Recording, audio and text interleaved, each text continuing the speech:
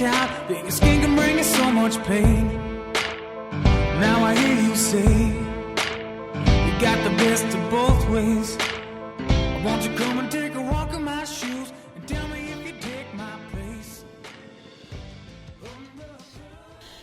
Welcome to episode number 224 of the Inside Running Podcast. Thank you for joining us for another week. Welcome to my co-host. I'm going to call him the Snoop Dogg of the Surf Coast, Julian Spence. Welcome to this week's podcast.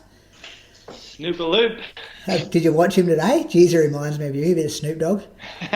No, I didn't. I was doing work today. You need to watch it. Super trendy, got the hair, everything's going on. That's how I imagine you 50, rock around the Surf Coast. 50, isn't he? I don't know. Not sure what his age is. He would be. He was big in like the mid-90s. That was his day. Yeah, he was good. It's well worth a watch. Definitely go check it out after this. I'm surprised you haven't watched it already, actually. Nah, busy at the moment. What I come down to, we went for a run. Probably started. What time did it start? 1 a.m. I just watched it on YouTube after school. I didn't watch it live. Oh, the halftime thing. Yeah, just the halftime show, the 12-minute ones. Yeah, we're going to watch that later, I reckon, because it got good reviews. Yeah, it was pretty fun. It was pretty good to watch. Bradley Croker up in Canberra. The man, I'm not sure if you've been at the local protests up there. What's been happening at your end? Welcome to this week's show. Thanks, mate. Firstly, Viv said, Brady and Julian will be talking about Super Bowl tonight. I'm like, no, they won't. And I'm like, and there you go. First thing you said. I've been crook. So I definitely wasn't at the protest. I was freaking on my deathbed on the weekend. So it wasn't much fun, to be honest. Crook again. I had... That's no good. Yeah, like the kids and Viv were away for the weekend, so I'm like, awesome, just me time. And then Saturday morning, I felt pretty ordinary running, and then just felt shit the rest of the weekend. So fevers and no appetite. So not good. Bit of long COVID, you reckon, or what's happening? No. So it was funny because I felt pretty crap Saturday morning after my run. I was chatting to Viv because they were in Tumut for like horse races and they're doing some camping there. And she's like, I'm like, oh, how you going? She's like, oh, Lily threw up last night in the tent.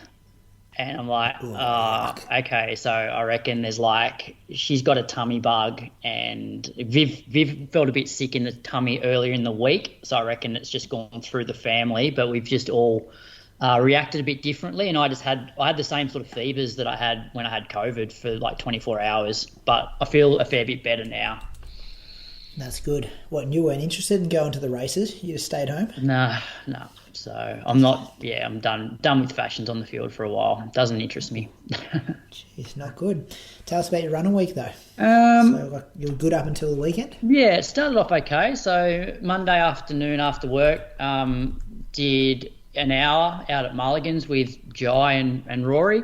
So that was pretty enjoyable. 4:16s. Felt good name drop. Good name drop. Yep. Yeah, how do you go running with Jai? Like, obviously, you're his number one fan here in Australia. Like, do you fanboy him? Ask him to sign your car or anything? Just autograph your bonnet? No. Really odd, wouldn't it? It's all good. No, it's all good. He actually messages me and says, hey, I'm going out to Mulligan's. They do. Rory messaged me this afternoon saying 5:15 at Mulligan's if you're interested. I'm like, I've been sick. I won't be there. Does Jai send him or just Rory, though? No, both. Send me a screenshot if you can. All right, please. I will. Bit of proof. I'll send it when Moose is doing his week. I tell you what, Rory is really gagging for an interview if he's messaging you to go for a run. He obviously hasn't been on the podcast yet. Would be a good interview. Hasn't he signed with Adidas as well? Yep. And he went to like Indiana. So he used to train with like Andy Bayer. I don't know if you guys have heard of Andy Bayer. Yeah, I remember him. Yeah. So he was very good. Yeah, so I'm sure he'd have I think he trained with I think Bayer was with Salazar for a bit actually. But anyway, it would be a good chat. I will get him on at some point. He was the next big thing coming out of college back then. Yeah. So anyway, that was an hour, 4:16s. Then on Tuesday, headed out to the track. So I remember I mentioned this on last week's show that I was going to do my first session, and a few of the guys that I coach were doing K reps at around that sort of 3:30 pace off a minute recovery. So I did that, and it was quite an enjoyable session. Like it was like 3:30s, felt pretty controlled. Like my heart rate was high, but perceived effort wasn't. like I guess you guys know, like running a 330k doesn't, like, you don't feel like biomechanically like you're running that hard. And even from a breathing point of view, like I was able to talk like during every single rep, but my heart rate still hit like 170, which is pretty high for that sort of effort. But yeah, got through all 6 of them. I reckon would have averaged like 328s probably for the session. Then Wednesday, out at Mulligan's again, just with Jai this time. And this actually, I don't know if this was the start of me just starting to feel a bit crook, but it was off the back of work. And I was just a bit tired from work, and it was reasonably warm. And so we did an hour at 4:15s, but that one was definitely felt harder than it did on the Monday. So I'm sure it was an easy run for him, but not so easy for me. But he's the big dog, so I just got to try and keep up. Is he injury free? Is he going to race soon? So he's all good at the moment. I think he's heading up to Perisher again this week, and then nothing really scheduled. Like they might try and like tee up a race here in Canberra before sort of nationals, and I guess there'll be a Melbourne track classic. I haven't really looked at the AA calendar, but I don't think there's that many top line 1500s between now and nationals. Yeah, okay. And he's not going to World Indoors? No, I don't think so. But I think he's pretty fit. Like he gets fit real quick. So I actually said to him on the Wednesday run, I said, like, if you string together a full year of training, like at some point you're going to be pissed off because you don't see an improvement every week, because you know what it's like. You get fit and then your sort of level of improvement just sort of plateaus. But you'd have to think for a guy his level, like his level of improvement can't go up massively if he strings together like a year's worth of training, but who knows. So that was Wednesday. Thursday, we just got out on my own after work again. It was like 29 degrees, 427s. Felt better than I did on Wednesday. And then Friday, I did a treadmill session. So I did 6-minute reps at 330Ks. And after each 6-minute rep, I just jumped off the treadmill and took a minute recovery.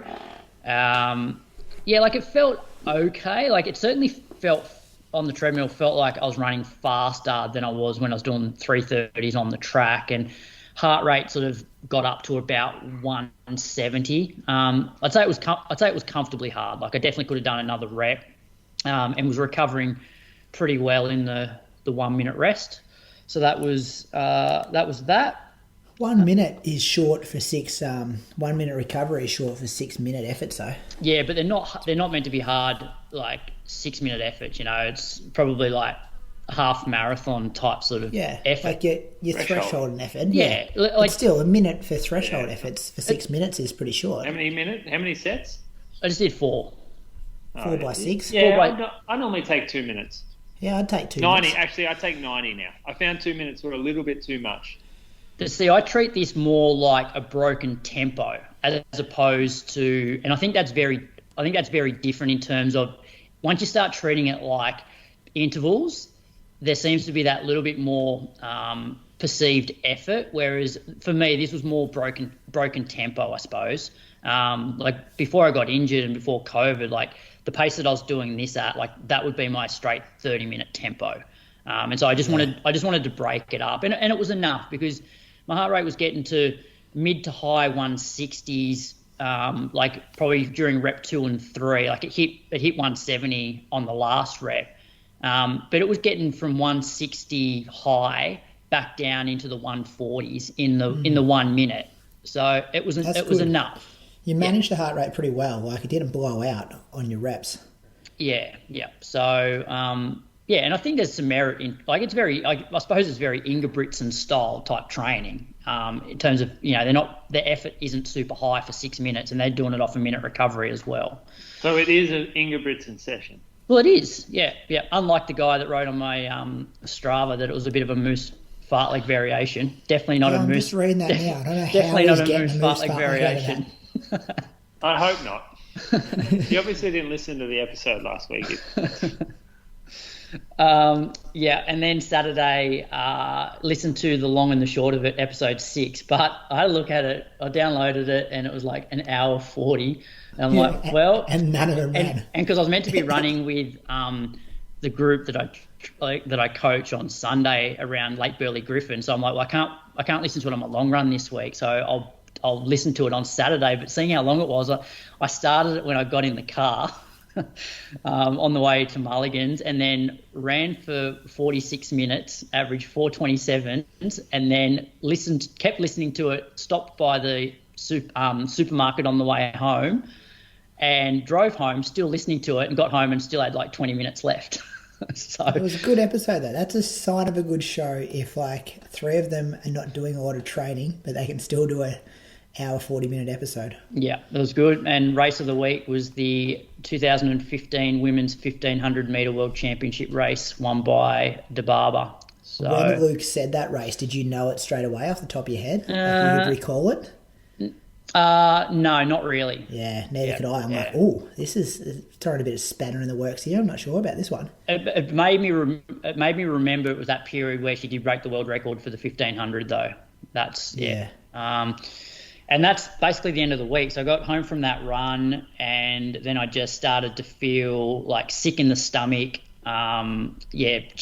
Fever, chills. So I pretty much didn't eat like most of the day. Tried to then watch like the Adelaide meet from bed, but like just wasn't sure that I was going to be able to stay up. And then got up Sunday morning, like still couldn't stomach like cereal or coffee or anything like that. Went and had a COVID test in the morning, which that came back negative last night. Didn't run, which made me think like I could have gone for a run yesterday.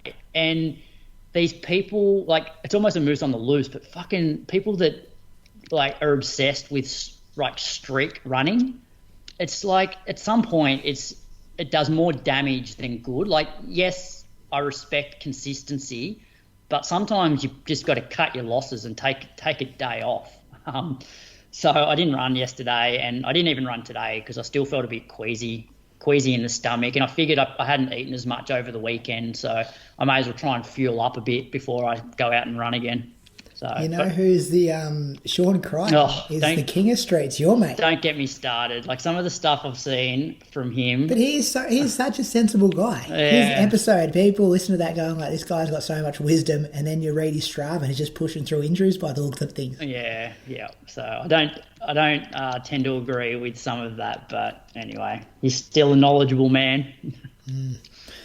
Very good. I do notice as well, you might give a shout out to Strava. Have you cancelled your Strava subscriber stuff? I just tried to sit down Tuesday night, Moose, just put 2 kids to bed, just scroll through Strava, wanted to check Croker's splits, couldn't see them. Oh boy. See, I paid. I got the credit card out. I'm back a subscriber. Thanks Ryan Shand for the first year. Got to shout out Ryan. He looked after me there. But no, this year, a week ago I paid. Didn't Strava offer to pay for you? Well, they paid. Well, yeah. Did they pay for you, Croaks? Strava paid mine, but then they cut me. Like I got these messages in the lead up to. Probably been listening to the show. They must have said it though to end on like December 31, because in the lead up to December 31, I was getting the messages saying subscription is about to expire, and I'm looking now. Your subscription has expired due to missing credit card information. Please upgrade in order to continue subscribing. So I've been cut so you from reckon that. they only hooked you 1 year free? Yeah.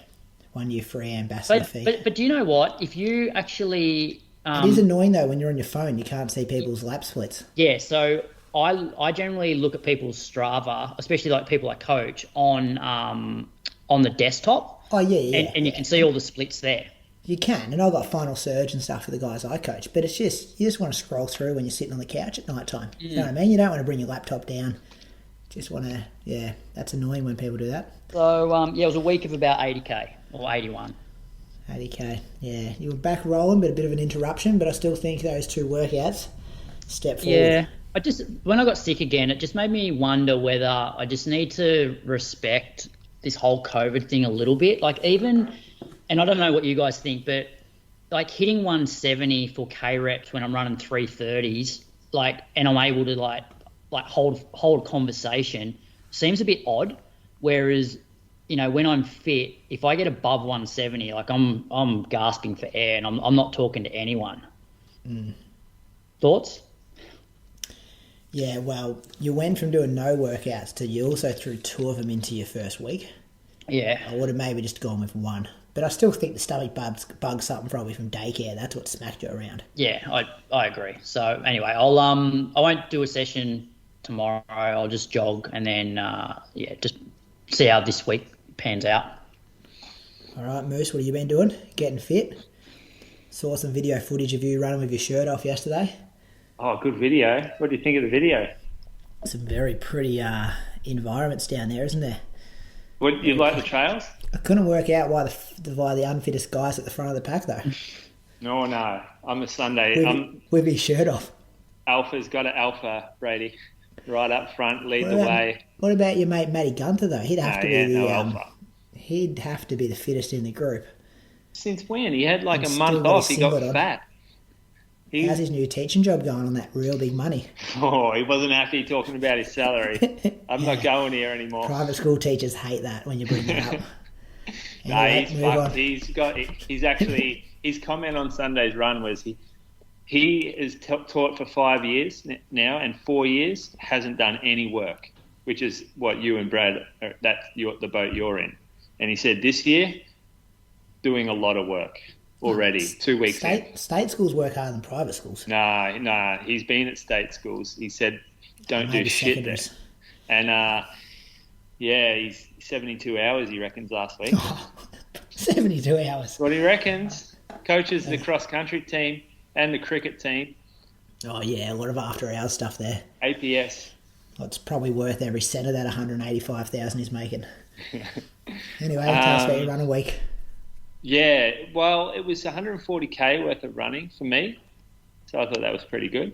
I'm going to have an easier week this week, actually, because just wanted to. Had 3 semi-decent weeks in a row. I think I went 140, 130 maybe, and then what did I go back to? 140 this week. So, yeah, just going to back it off because I don't want to push it right now. Achilles is feeling pretty good. So Monday morning, I actually took my phone out. No, I didn't. That was Tuesday morning. Monday morning, ran an hour just around town, just chilled out, 440s. And then the afternoon, 4:35 with a way lower heart rate. There's just something about the afternoon. My body loves it. If I could race at 5 p.m., that's when I would race. That's peak Julian time. I don't know, something about the diet or whatever. Just perfect running. Do you measure your heart rate when you get out of bed? Is it I don't. First thing? I don't measure because isn't it meant to be the lowest, when you first wake up? I don't know, but remember we had this chat 2 years ago when I was trying to work out why my heart rate was so high on morning runs. Yeah, but that's more the morning run than the straight out of bed stuff. But that's what he's talking about. That when Moose runs in the morning, his heart rate's way higher than it is when he runs in the afternoon. I reckon I'm very similar. I reckon it's largely because I'm less efficient in the morning because you're just not your range of motion and everything's just not as loose as it is. So you're probably having to put a bit more effort in for the return. Yep. Mm-hmm. I'm definitely limping around in the mornings. Yeah. That could be it. Next morning, got out for a morning run. It was an absolute perler of a morning. You can see the loop. This is sort of my loop now that I'm doing a lot. Just check out some of those photos. Got the coal mine there. I'm not supposed to be in there. I'm in the wrong area. Weren't you in somewhere last week you weren't meant to be in? The water area of Ballarat. They've got the best trails behind the fences. So this is just a shut road, closed road. So they're filling the old coal mine, turning it into a lake, and that would be a massive lake. You just don't get an idea how big the actual mine is. Jeez, you've done a real photo dump here, haven't you? Yeah, I like it. I just wanted to give. Oh, there's Pia. Pia's there as well. Well, that's the new Strava seems to give us more of a they split the photos more, bit easier to see them all. Yeah, it is. Yeah, but yeah, training camp live and well. You're coming down, Brady. It'd be good to see you and Carly. Yeah, Carly wants to go. She said to me the other day, she's like, "What are our chances of getting down there?" Yeah, come down. Slim to none. You can look after the kids. Carly comes running. She's getting back too, Carly. She's getting back. Bring some mates. Doing Girls some trip. exercises on the carpet this morning, I saw. Girls Doing some trip, walking. I reckon. Hey, Moose, I like the How many weeks are we going to plug this for before we fill the spots? I like the big wide fire road over the one that's on the coastline there. Yeah, there's a bit of mulligans about it, you think? Well, I'd prefer running on that surface than the other trail. What other trail? Well, the one that's got the There's a beach on got the right-hand beach. side there. Yeah. This is Oh, terrible yeah, radio, yeah. by the way. Gee, they're pretty similar tracks, to be No, honest. they're not. No. One's a full road, the other One's one's way a little better. goat track. Yeah, that beach track gets a bit busy in summer too. Big climb though. This is the top of the climb, right, from that race, the Roo Run. So you see this is the climb at the very end. Bang, up the top there. Anyway, had a jog that evening in Ballarat. So 4 doubles this week. This was the second of it. Got in a big path. Hey, Cedric. And then, I didn't show you the morning run. Did a lap of the lake in the morning as a warm-up before my workout, which was not very impressive. So 5 by 3 minutes, solid, 90-second jog. Did it around the lake. So normally the lake, like 6K, I thought, I'll get 6 by 3 minutes. That's 18 minutes. Didn't really factor in the minutes in between.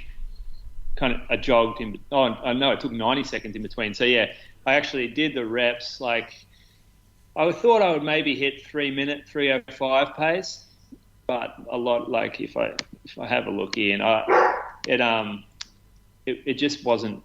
It wasn't fast. I was struggling. So first one was 3:09s, and honestly, I felt like I was going 250s, and then 3:07, 3:06, 3:07, 3:07. It was mechanical for me. I just couldn't get a smooth range of motion. Like my back was a bit sore because it always is on Tuesdays after the drive up to Ballarat and then a full day at work. So I run an hour, drive 90 minutes, straight into like 8 hours of work, which is moving boxes, packing boxes, that kind of stuff. And then straight out running that afternoon. And then the next morning I'm a bit cooked through the lower back and the hips. So I can never get a good smooth gait.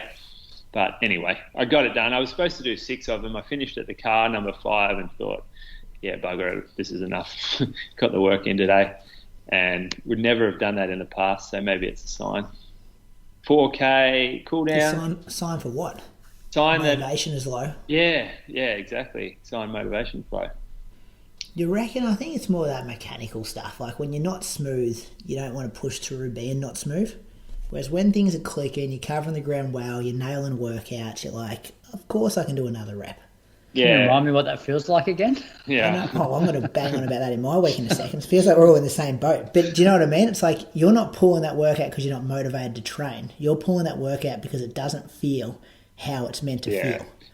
You don't really want to run another rep. Whereas, when you are feeling good, I was talking about this with Watto today about being on the track and how good it used to feel and how you remember like pulling out fast workouts and getting to the last rep and just like letting go and your body could take you. You'd never complain about your legs locking up. You'd always just complain about how out of gas you were. And now it's the opposite. Now it's like, I'm so sore I can't even move my leg properly. And I think like I'm taking the Brad Croker, the non-Brad Croker advice, we'll call it, and I'm going to back off that speed work stuff because I just don't see it being a good risk-reward decision to go out there and run fast. I can get a workout in. I can do 3:10s for a K. And for me at the moment, that's bloody good workout. Whereas if I try and run 500s at 255s, that's stretching my biomechanical limits right now.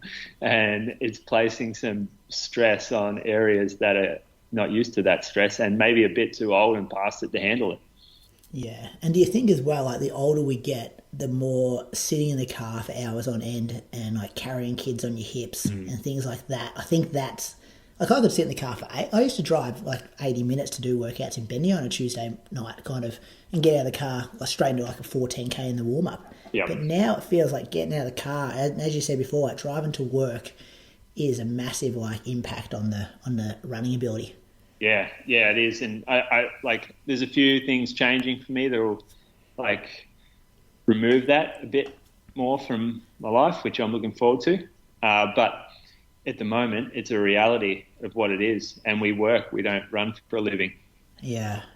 Man, so we're sounding old right here, though. Yeah. We're sounding real old. This is good. I'm liking this because I've been feeling like the old guy whinging for ages, and now you guys are on the same page. Well, I was whinging at Archie yesterday, and I'm like, I'm still only 34, and I'm whinging about this stuff. Like, Brad was running well at 40. I'm like, and he used to say to us, like, wait till you get to 39 or whatever. And I'm like, piss off, Brad. I'm sure we'll be fine when we get to 39. Prime. But everyone used to say, like, I remember when I started running, you're in your prime in your late 30s. You've still got 15 years left. I was like, oh boy, that's a long time.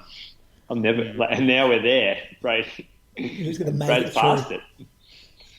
it. Anyway, I like the approach though, Moose. I agree, and I think I'm going to do something similar. And I think just back off the intensity. At the end of the day, our sport is so aerobic, and I don't know if you guys have seen, but the guy that won the 5,000 metres and the 10,000 metres speed skating at the Winter Olympics. Oh, I've heard a lot about this. Yeah, I've seen it everywhere, but I haven't read it yet. Read it this morning and read it this afternoon. Like it's a real long read, but it pretty much documents his training for the last 3 years. And this guy's events last between, it's like 6 or 7 minutes for the 5K and 12 minutes or something for a 10K.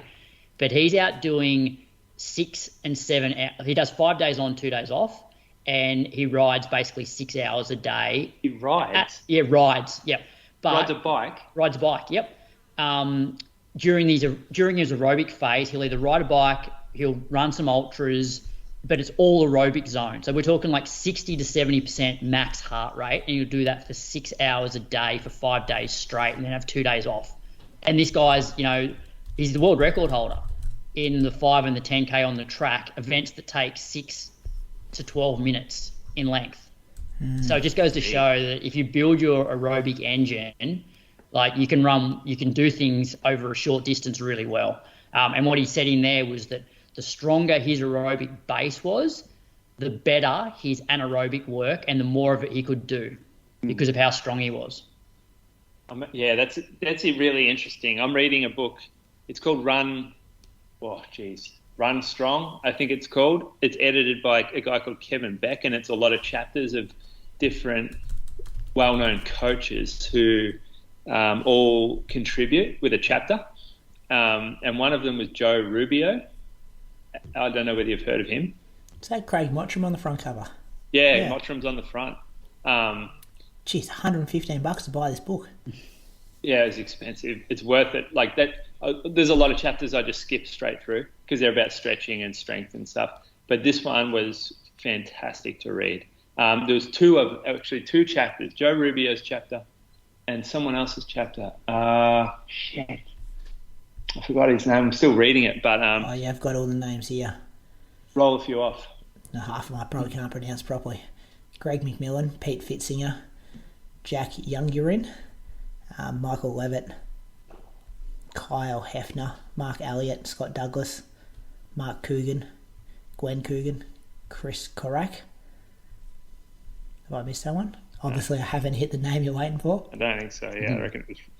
Oh, anyway, it's talking about it was like old school approach to marathoning, like volume based training, and I was just reading it and I was just like, oh, this makes so much sense to me. Like, this is fitting with everything that I agree with. I really loved it.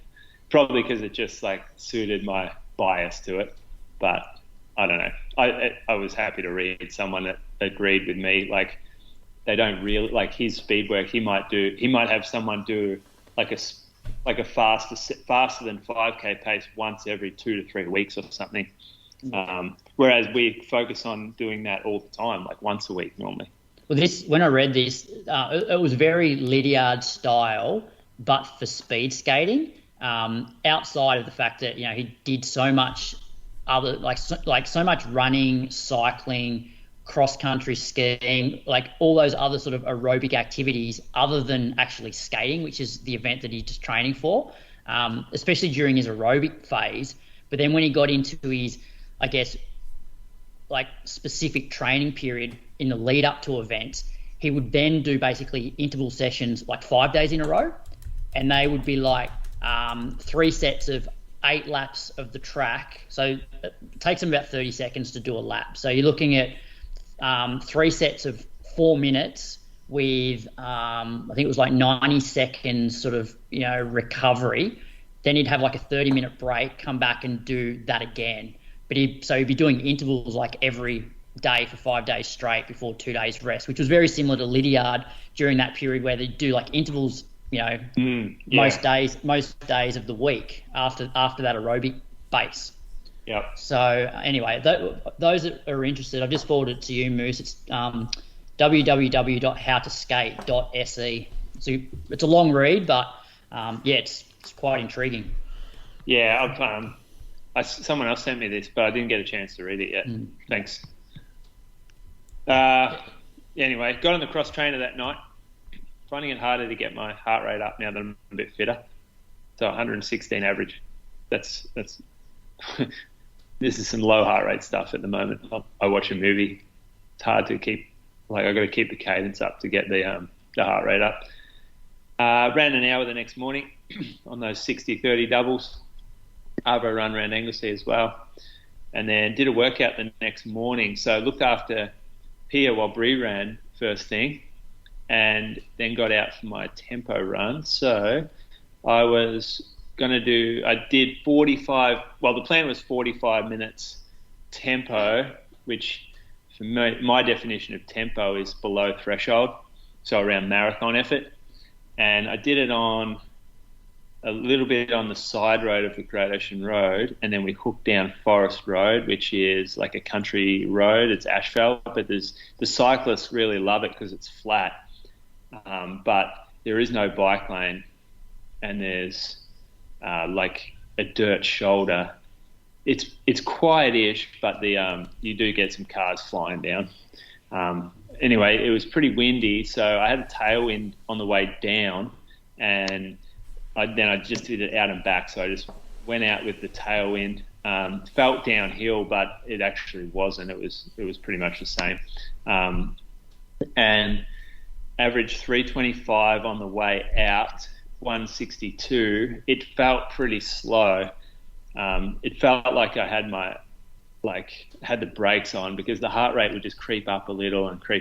So I was just constantly had the brakes on, and then turned around at 22 and a half minutes, and then copped a bit of a headwind, and so it made it harder to keep the heart rate down. So I really had to slow my pace. So I ended up averaging 336 on the way back, but my heart rate was up to 170 average, and it was like, this was easy.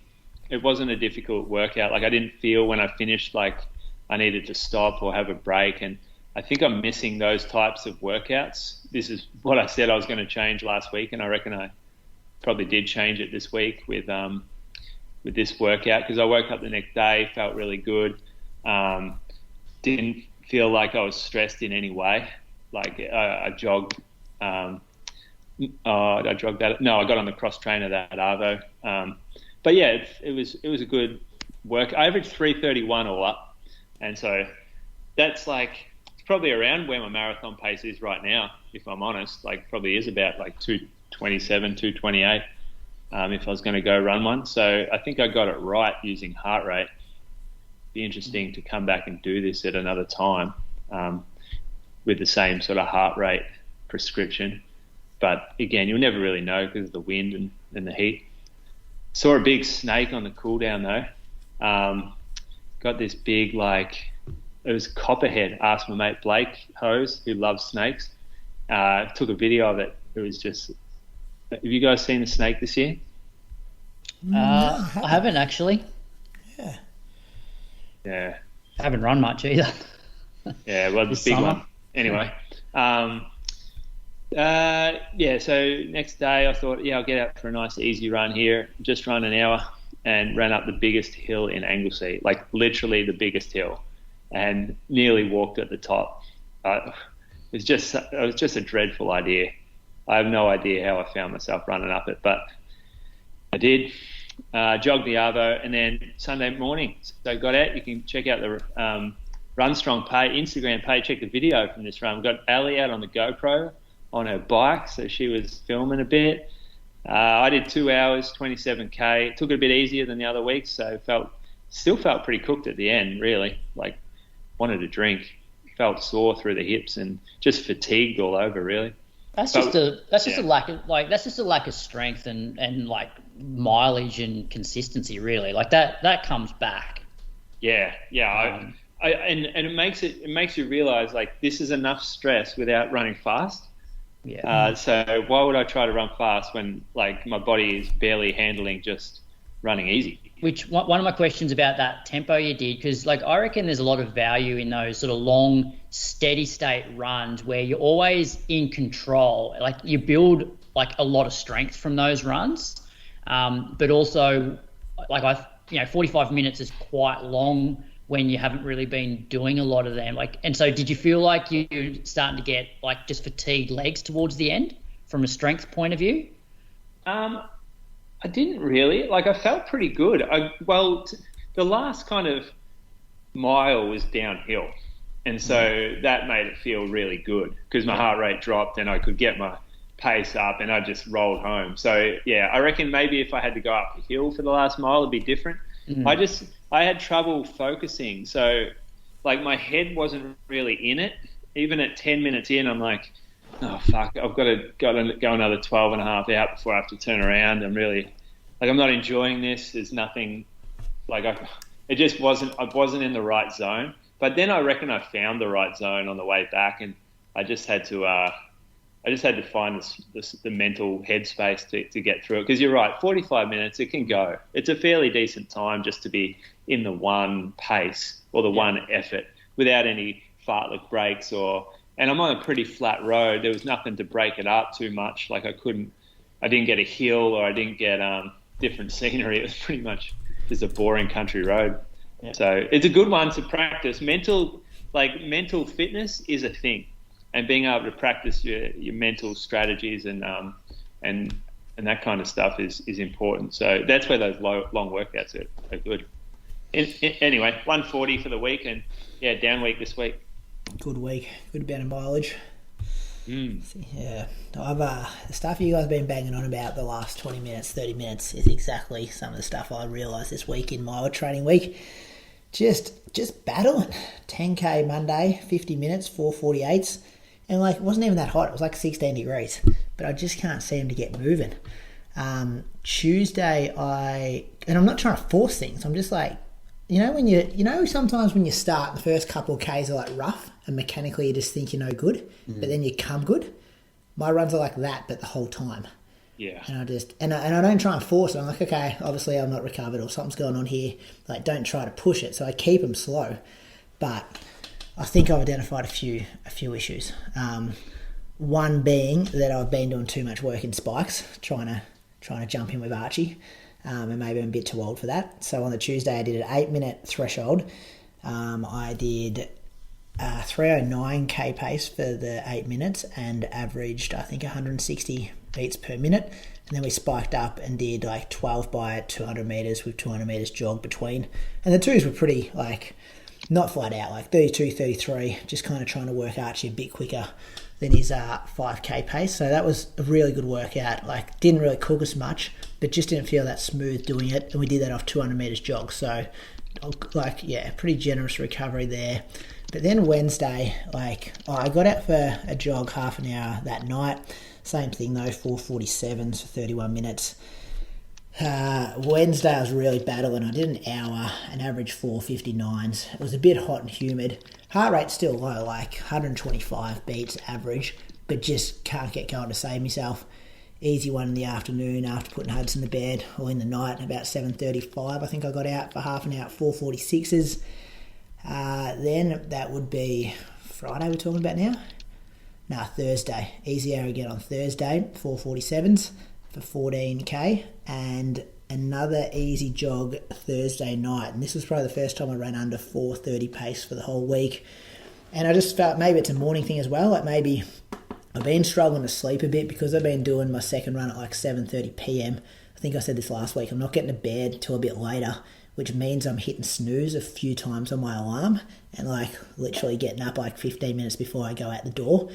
And that's not good for me. Like back in the day, I could pull that off, but now I need to get up and do a bit of activation stuff and jump on the foam roller and get the massage gun going because, I'm struggling in the mornings. So that's another thing I've got to get better at. And then Friday night, I went down to Bendigo. They had the 5K frenzy again, which I offered to pace because I didn't think I was in really good shape to be competitive in running it, and I thought it'd be more value if I can get things going in the first couple of Ks and set up hopefully a fast race. Windier than last year, Moose. Bloody windy. I reckon it was about 25k the winds. Last year was pretty windy, mate. This was, on par, if not worse. Like last year was pretty windy, but so was this year. Exactly the same spot as well. Straight up the home straight there. Just smashing us.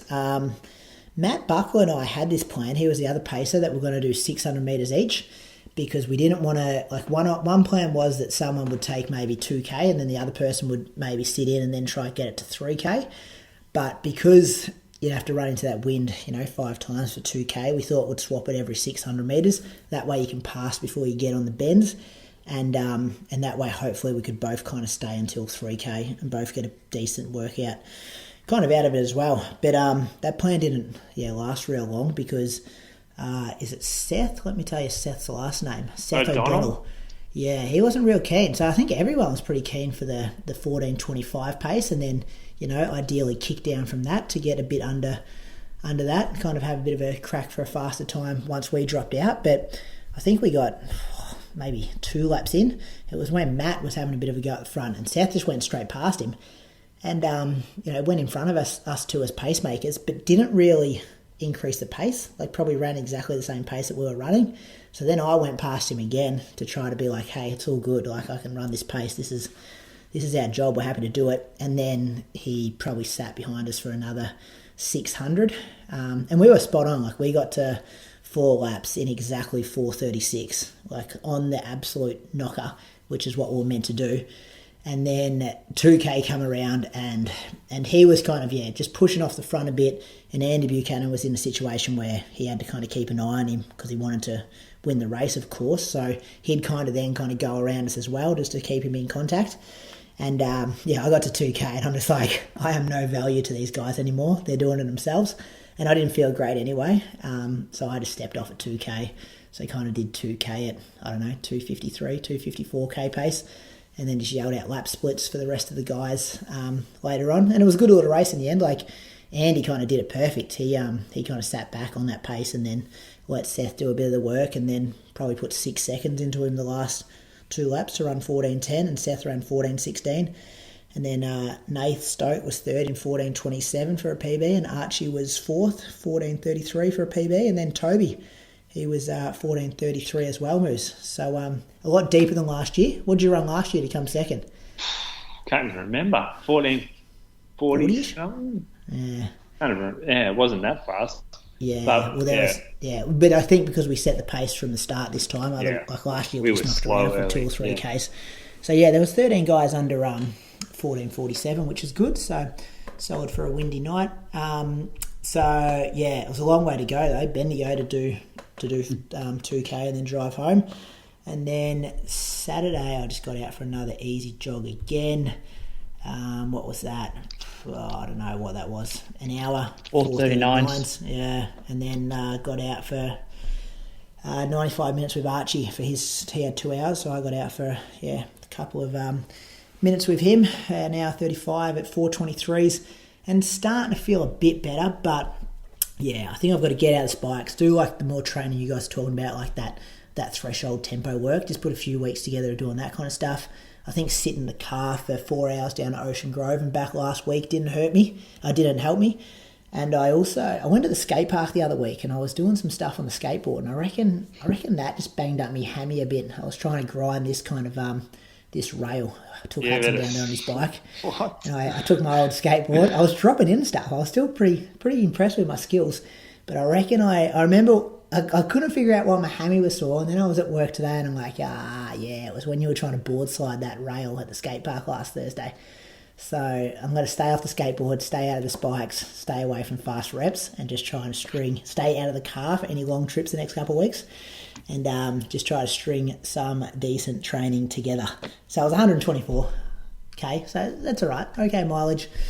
You just got to do some good stuff. But boys, I did get an interesting phone call travelling down to Bendigo on Friday night. Did anyone call you guys during the week last week? No, mate. No one calls inside me. Running race related. I wasn't sure if they called all of us and they were like playing. They're just trying to suss us all out. Nothing. No.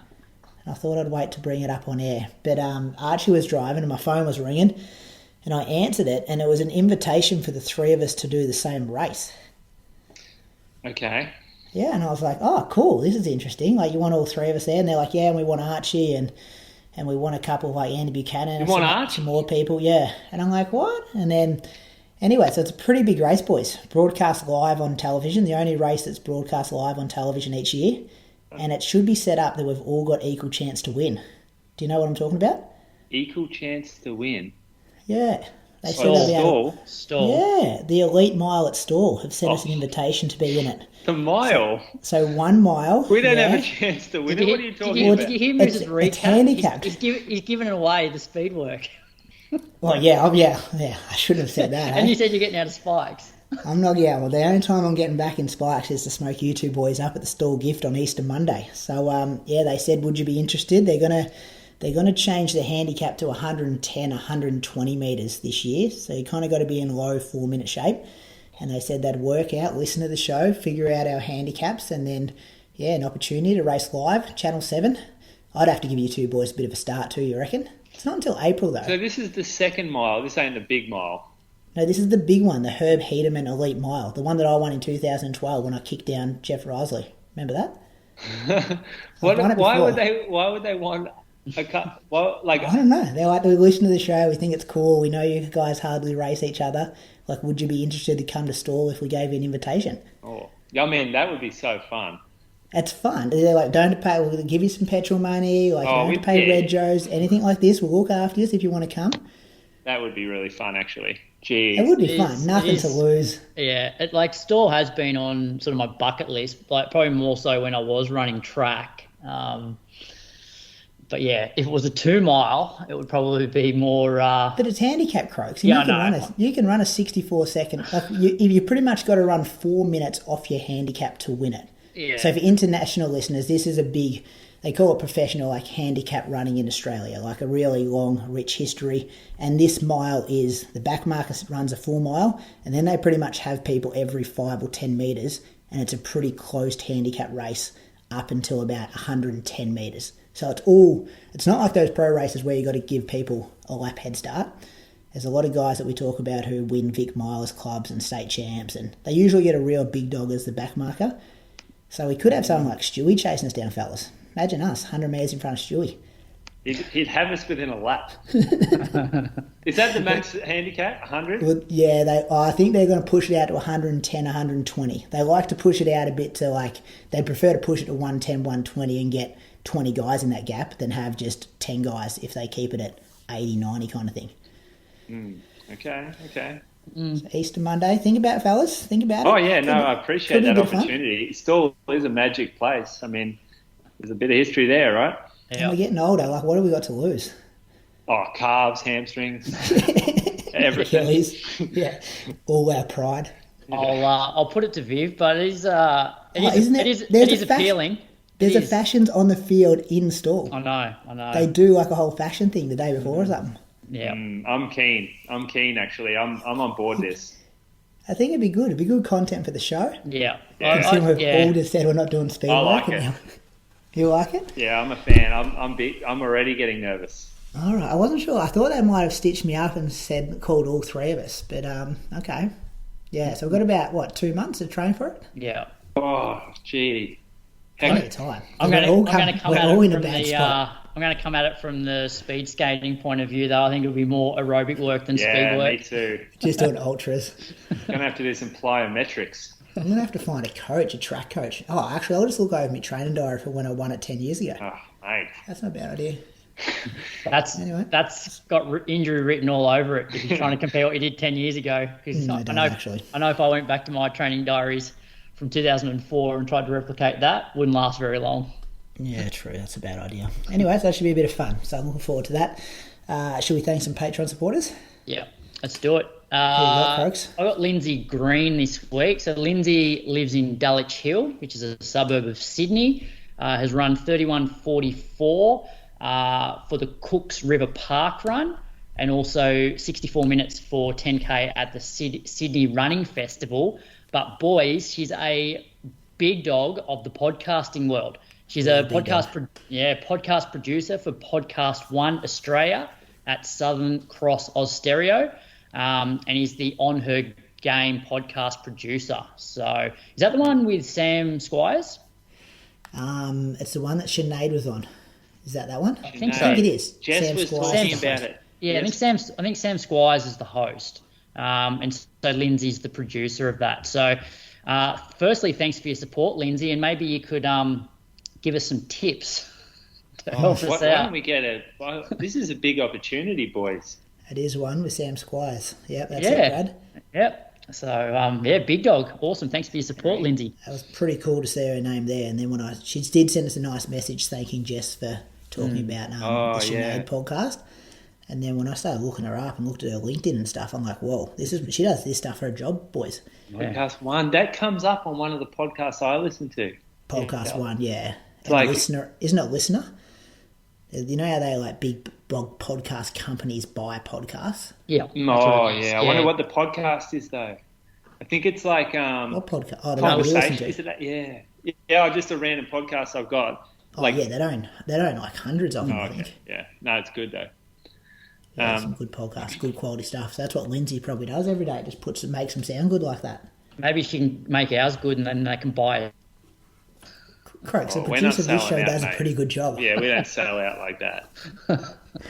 Could you imagine if we did sell out? It's like, all right, we just got a list of rules. 1, no more political rants from Moose during Moose on the Loose. 2, Brady needs to learn to pronounce names and about 400 words in the Australian dictionary better. They just rip us to shreds. All right. Anyway, Sebastian Pinnell, 14. Oh, fast man, 14:32. Well, he also ran 36:33 at Bridge to Brisbane. That could be a typo from me there. Yeah, unless that's a 12K, I don't think so. Let's just check. 1:23 half marathon, 2:47 Brisbane marathon. He's either had a blinder of a race in that 5K or it's a typo. 17:32. Don't take it off him. Give him a 14:32. Sorry, Sebi. Brady's just updated. Brady's just updated the document. It's gone from 14 to 17. His 5K is now his worst time out of everything. Every one of those others is better. Sorry, Seb. I like your 2:47 at Brisbane though. That's good. Most of these in 2021. He runs for In Training. I think are they a running store in Brisbane? A running store as well, I think. And they got a training group. Yeah. Seen that. That's red and white singlet, right? Yeah, Aiden Hobbs is like a poster boy. Yeah. Maybe he has 2 boys. Brisbane Heat cricket fan. Okay. Thanks, Sebastian. Adrian Weeks, I'm thanking you from Ocean Grove Moose. Yeah, look, I know. I am like 95% sure I used to sell shoes to Adrian when I worked in the Geelong store. I reckon he's a big built fella. That would make sense because I saw some results back to like 2014 when he ran the Melbourne Marathon in 3 hours and 30 minutes. So he's been around for a few years. Yeah. So that would be similar time to when you were working back there. I hope these are right, Adrian. 19:10 for 5K, 39:19 for 10K, 1:28 for the half marathon. So I reckon you could smash that marathon PB. Take some time off that one. Maybe battling a few ankle issues at the moment, but building his training back up and lives that's where I was last weekend, lovely part of the world down there. So it'd be pretty nice, run on those trails pretty often. So thanks for your support, Adrian. It's a shit place Adrian. to run. Adrian will agree with me. Ocean Grove, shit place to run. It's just got the one track, has it? The one up and back, and it gets pretty boring and then very crowded. You can run over the Bowen Heads, but for the coastline they got there, it's just not great running. Okay. Yeah. Let's go to running news, boys. Do you want to kick it off? Adelaide Invitational. This was an amazing meet to watch on Saturday night, wasn't it? I really enjoyed this. Maybe you didn't, Croaks. You did spewing everywhere, but yeah, it was nice to sit back and watch it. Steeple kicked things off first.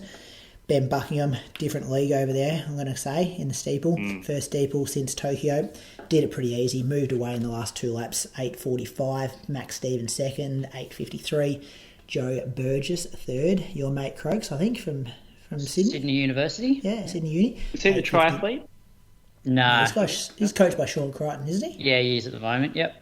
Yeah, so he was third. But yeah, Bucks, different category to those guys in that race. Looked very smooth the last 2 laps there. Cara Feain-Ryan. I actually didn't see this one. I had to go pick up dinner at this stage, so you guys might be able to tell me a bit more about it. But Cara Feain-Ryan won, 9.45. Brielle Oboya was second, 9.48. Georgia Whincup, the Olympian, 10.03. Anyone got any comments there about that one? As I said, I missed it. Well, I don't think Cara expected it to be that close, and I mean I don't really know the ins and outs of Queensland steeplechasing, but I actually hadn't heard of Brielle Oboya before, and I was surprised that it was so close towards the end, and it looked like she gave her a real fright. And Cara was like on the cusp last year of making that Olympic team, so I think that's put a bit of fire in her belly for this season. So she's come out and obviously got one up on Georgia Whincup, who did go to the Olympics last year. Does this meet have any significance? Like, are there extra points for an invitation? Do you know? They'll get points because it is a meet, like it is a IAAF recognised area meet or something. I can't remember what they call it, but there would be points for this. Yeah, but unless you're hitting the time, not significant. Yeah. And it was interesting to see like Matt Clark ran the 5 instead of the steeple, and so did Paige Campbell ran the 5 instead of the steeple. Nipris wasn't there. Is he injured at the moment, or is there a reason? No, I think he's like not going to say retired, but he's taken definitely a step back from running. So I don't know. I don't think you'll see him compete this season at all. Yeah. Like it's the steeple will be interesting because there's a couple of those overseas guys that are really running well. Like we'll talk about him later, but you got Trippus, you got Kai Robinson as well. So you got a couple of guys who run the steeple who are putting down some real fast times. I also reckon for World Championships, you're getting to the point where most of the events you just have to run the time anyway. So I wouldn't be surprised if the point system's not really that relevant for a lot of these distance events. Do you want to take us through the 800 Croaks? Yep. So in the men's, Peter Boll, I wouldn't say it was a training run, but he didn't go to the front initially. Like he pretty much just sat in and really just looked to do enough to win. So he won the race in 147.14. Jack Lund was second, 147.43, and youngster Charlie Jefferson was third in 147.6. So not super quick, but I guess a lot of these guys are just sort of opening up their season. But there's a lot of looking around down the straight from Bowl. Yeah, you guys didn't like it. Oh no, I'm going to say this. It's not that I didn't like it, but when I was watching it, I was like, I didn't enjoy watching it. I guess I can say that, right? I didn't enjoy watching it. Like, you thought he should have just put the hammer down and just gone to down the straight and gone. I would have loved to see gas, Peter Bowl, the fastest Australian we've ever had, get to the front with 100 metres to go, show us his stride, and show us how fast he could run. That's what I wanted to see, but I didn't see it. I saw him look around 10 times, making sure that no one was near him and winning with the least possible exertion, which I fully understand that's the smartest move for his season at the moment, but it's not great viewing, is it? So you reckon he had a fair bit left in the tank, Moose? Yeah, I think he had a lot left. I agree with you, Moose. Like, there's an entertainment... Well, I don't know. Maybe there's not. But, he is a big name now that he's got that entertainment X factor. And people want to see him at his best. Front page of Good Weekend he was. At my parents' house. Brilliant article as well. But it's hard for the general public to understand that if he does that now, he might not be making the final at the Com Games or the World Champs in 3 or 4 months' time. Yeah, So I actually get it. I'm like, it's a long season. He doesn't need to be going full gas in the last 150 to blow this field away. Save it to blowing everyone else in the world away in 4 or 5 months' time. And the alternative moves is even if he goes full gas, like the time is probably not going to be super impressive given the time of the year. Whereas it probably turns into more of a spectacle with everybody still in contention with 100 to go, even though you still expect him to run away with it. I'm not saying he did the wrong thing. I'm saying that I wanted to see him charge home, and I was disappointed that he didn't. That's what I'm saying. As a viewer, if you're a 12-year-old kid in the crowd, you want the same thing as that.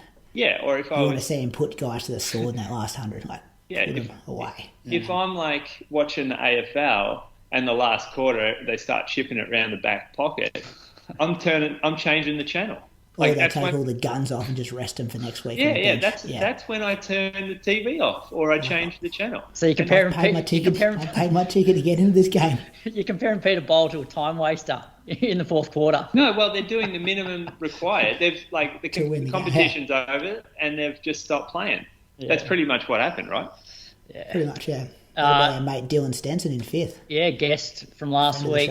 The long and the short of it. Yeah, he was good on there, wasn't he? He was. Yep, it was quite interesting. I found it interesting because we haven't really had a lot of, I guess, pure 800-metre runners that come more from the 400 talk about their training, and you realise just how different it is. Yeah, but they're running. They do a lot of stuff, but not a lot of mileage. Yeah, but they're running fast. Yeah. Yeah. Women's race. Yeah, this was quite.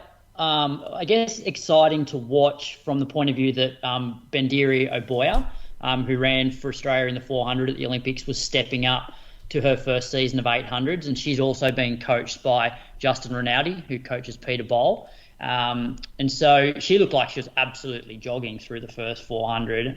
Was challenged, though, down the straight, and so she just won in 2:02.88. Tess Kersop Cole was second in 2:02.89 and Georgia Griffith third in 2:04.16. There was a bit of a debacle just after the bell with the pacemaker. A few people got sort of caught up there. But I reckon, she's probably one to look out for as this season progresses. I think just with her 400 metre speed, you'd have to think that with a bit more sort of volume in her legs and having Rinaldi as a specialist 800-metre coach, that the Aussie record could be in danger, either this season or the next. Will it take a while, though? I don't know much about 800-metre training, and especially when you're coming from the 4, but I was watching that last 100 waiting for her to go, okay, now you can open it up and use your speed, but it just looked like she was kind of done. It was, you just got to survive it.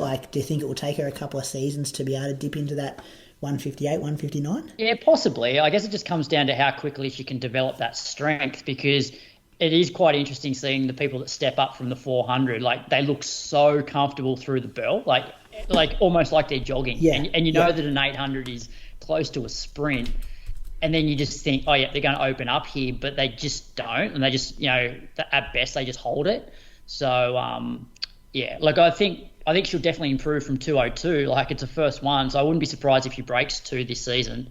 We'll look at Bolt. Bolt's come out, and although probably could have run a bit quicker, he'll run 2 seconds, 3 seconds faster than what he ran, on the weekend by the end of the season. And so if she takes 2 seconds off, she's getting close to that 2 minutes. Yeah, her 400 metre PB is 51.2. Yeah. So she must feel pretty easy. In her interview, she admitted that she had to sort of come to terms with the fact she wasn't fast enough for the 400, and so the 800 is a better career move for her.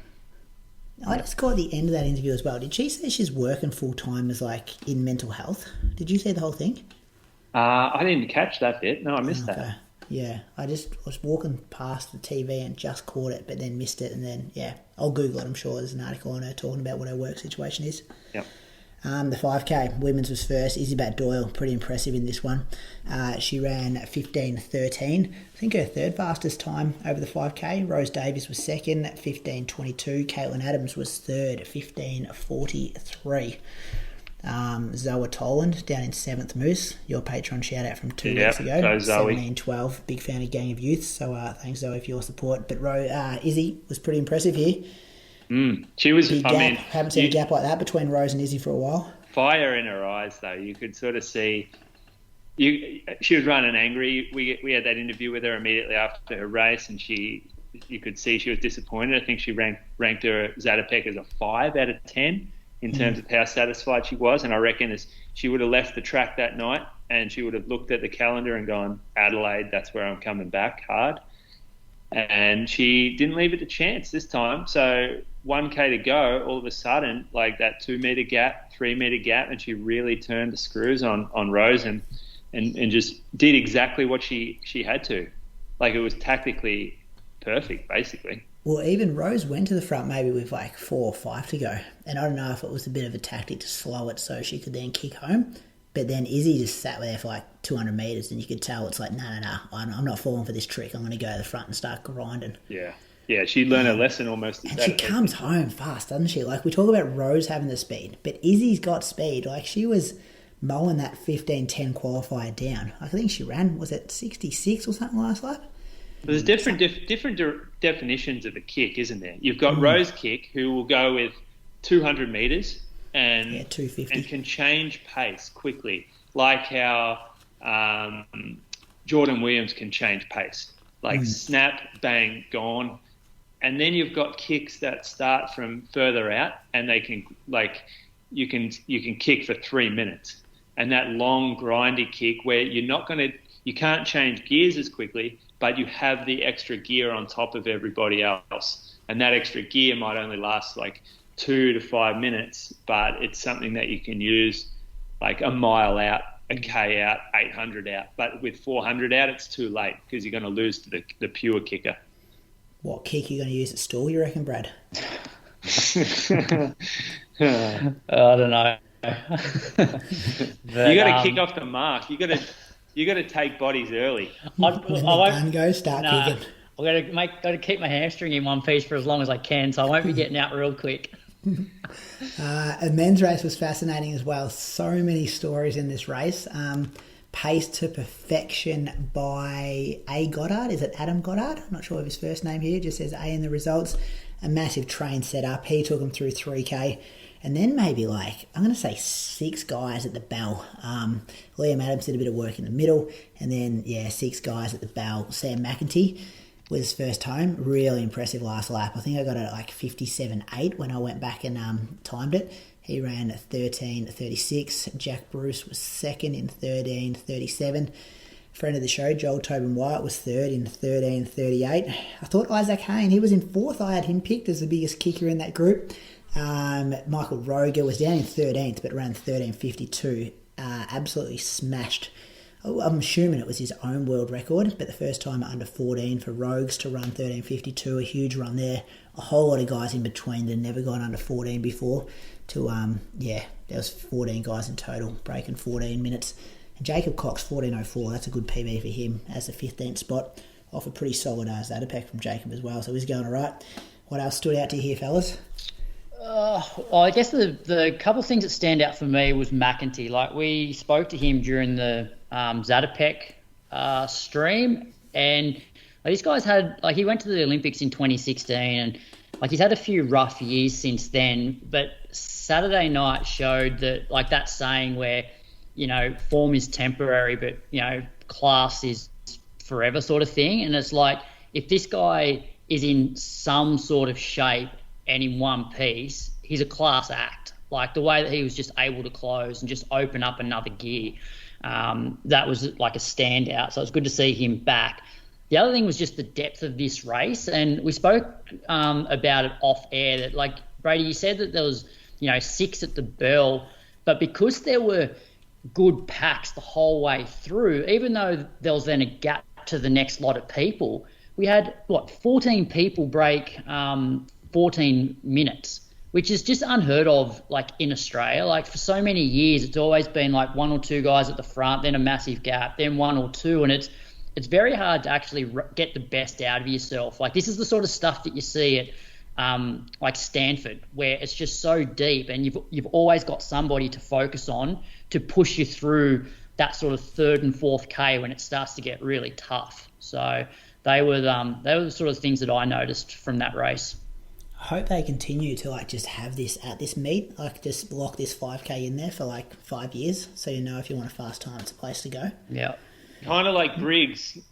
Used to be, yeah. Yeah, and that was... Especially this part of like Feb, like off the mountain, they all go to Falls Creek, come home, get ready to go in middle of Feb. A lot of qualifiers for nationals out of this. Oh, yeah. Well, it's also a good meet because it wasn't like, 13:36 is a good run, but it's not 13:12, Dave McNeil or Stewie running 13:5 at Box Hill or whatever. Like it was a perfect race for all these guys because they all had a chance to win, and it just brought out the best in all of them. Yeah, and I think that's sort of what I was getting back to before, like the difference between being in the right race, and by the right race I mean like you need the perfect weather conditions, but then you need the pacing to be right, and then you need obviously packs to run with. Like some of these guys probably ran 10 or 15 seconds quicker than what they would have in, say, New South Wales, like state champs, even though they're in the same shape, but the race is just not set up. And for so long in Australia, like I just feel like it's been very hard to get the most out of yourself in a 5K because of the conditions and the way that the race pans out. So I agree. Rogues was pretty good there too, 13:52. Yeah, off the back of a rough last year. And that guy, how does he just stay fit all the time? Gets quick fit too. Remember we had him on it was only like 6 weeks ago. And he's just getting back into jogging. Does a lot of cross training though. Does a lot of swimming. At the end of the day, like swimming doesn't get you to 13:52. No, but the level of cross training, like that's why he remains always fit. Yeah, but he hasn't broken 14 and he's gone 8 seconds under. Yeah, we ran 14 flat, 14 point. He's gone 8 seconds under his PB after swimming. Yeah, how's the swag on him though? The long hair, a few tattoos. A rock star type. But once again, this is probably the perfect example where like he ran 14 minutes in a race where the conditions were completely different to here. So he was probably capable of 13:52. And then he gets in this environment where the weather's good, he's got a massive train, and he probably even exceeded his own expectations a little bit because of the setup.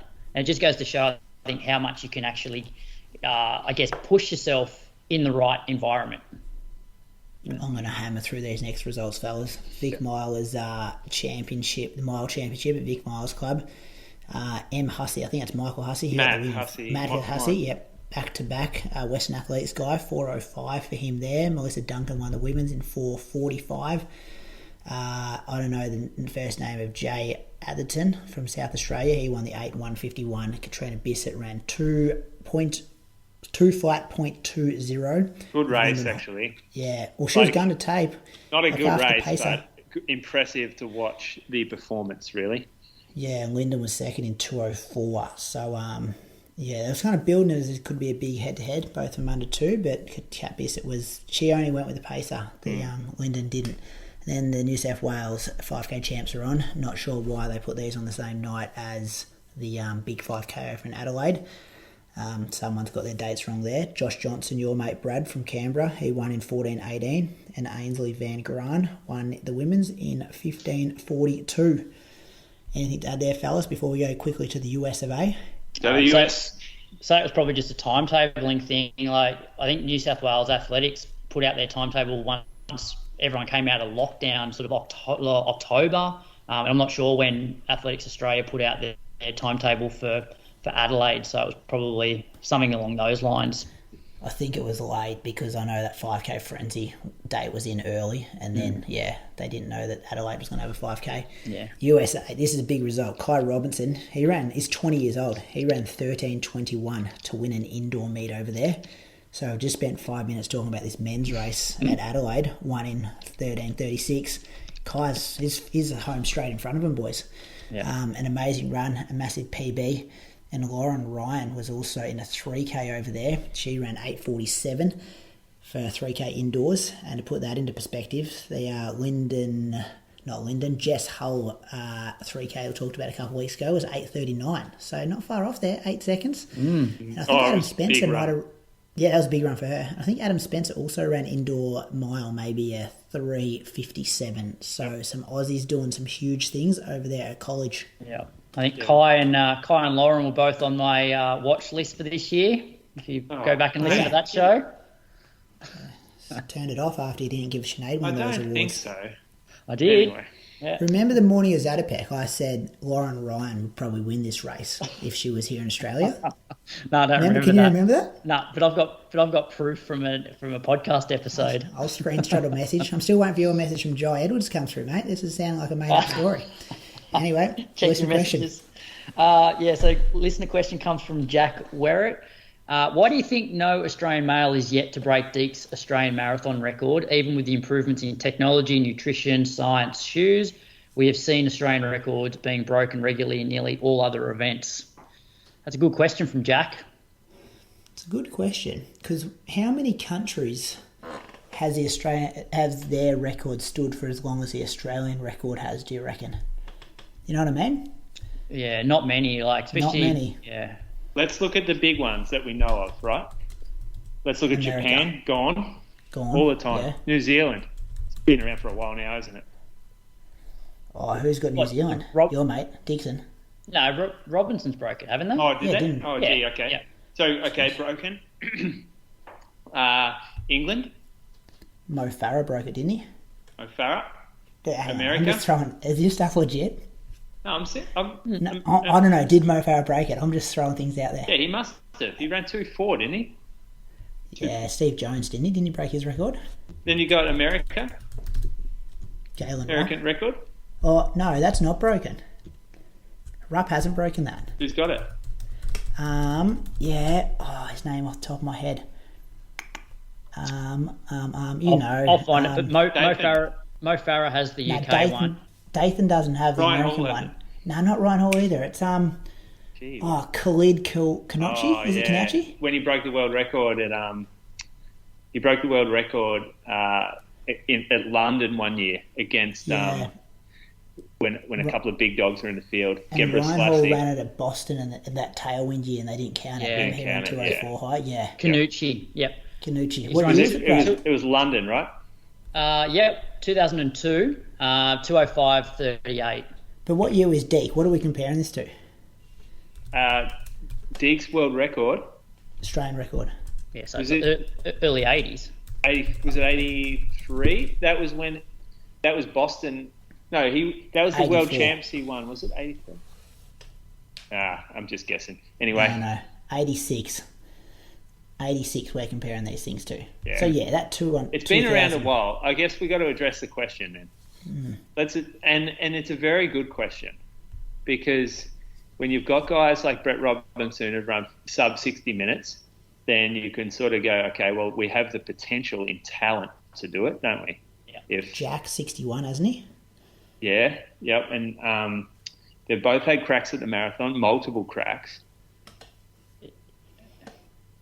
I don't know the answer. I honestly... The argument was always that all our good guys always spent too long on the track. That was our argument. Went to the marathon, it was too late. When Mottram went to the marathon, it was too late. Benny's saying, all our good guys on the track, when they moved up, it was too late for them to focus on the marathon. But now we've got guys doing them younger. Yeah, well, you've only got Jack and Brett. Liam. I've got Liam. Yeah, but where's like potential? He ain't like... So you're saying he's at his ceiling? Yeah, he's not like a 27. What was Mono? 27-40 something guy. You need the Well, Deke wasn't much under 28 minutes for 10. Yeah. Look, I don't know. I think if you, like you said, Brady, that's the excuse we've been using for a long time.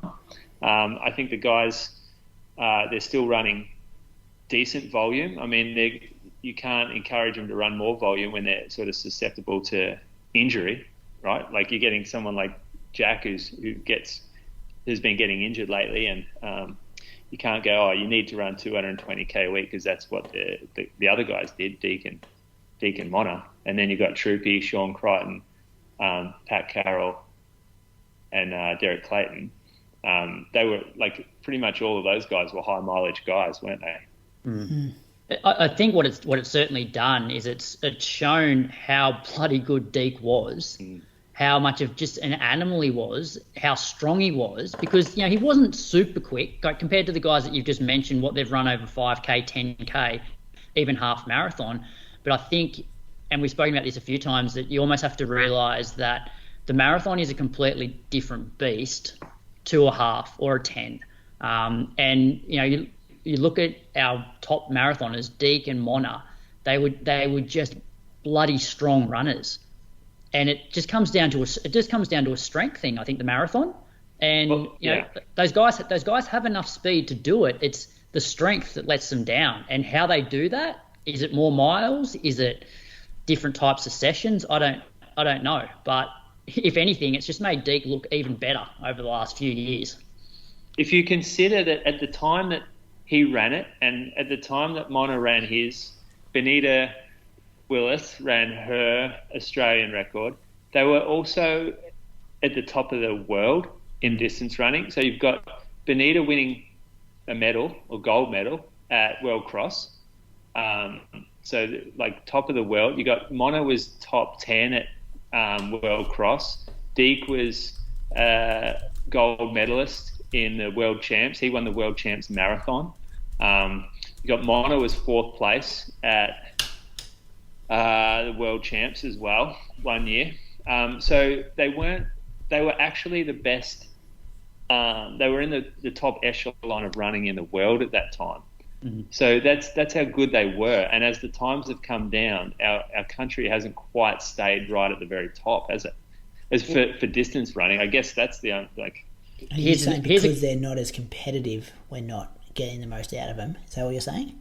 I'm not sure. I'm not sure what I'm saying. I'm just bringing points up. Well, here's another question for you. How long until Deke's record does get broken? Because I personally think that it actually won't be that long. Do you think though, because the conversation's around Brett and Jack, do you think one of those will do it? Well, it could even be someone like Pat. It could be a Pat. Yeah, do you think it's the next crop though? Yeah, I think it potentially could be the next crop, but also think if Brett or Jack get it right on the day, then they can do it as well. And as we know, there are some variables to the marathon, and I have no doubt that Brett and Jack, if they have the perfect day, can run the time. But I just I don't think it's going to last another 10 years. No, I don't either. I think it's going to be like the whole sub 4 thing. Is that once someone goes under, all of a sudden floodgates will open. Yeah, and I even think once someone breaks 2:10, I reckon it'll come down quick after that. Yeah. It's interesting though. You're talking about the perfect day to get close to it, but Deke had some amazing performance, a lot around there. He won Fukuoka in 1981 in 2:08. Which I think and same with 2:08 in Rotterdam. They were really consistent. 2:09 Chicago, 2:08 Chicago. Which comes back down. Which comes back Boston. Which I think that comes back Tokyo. To their strength.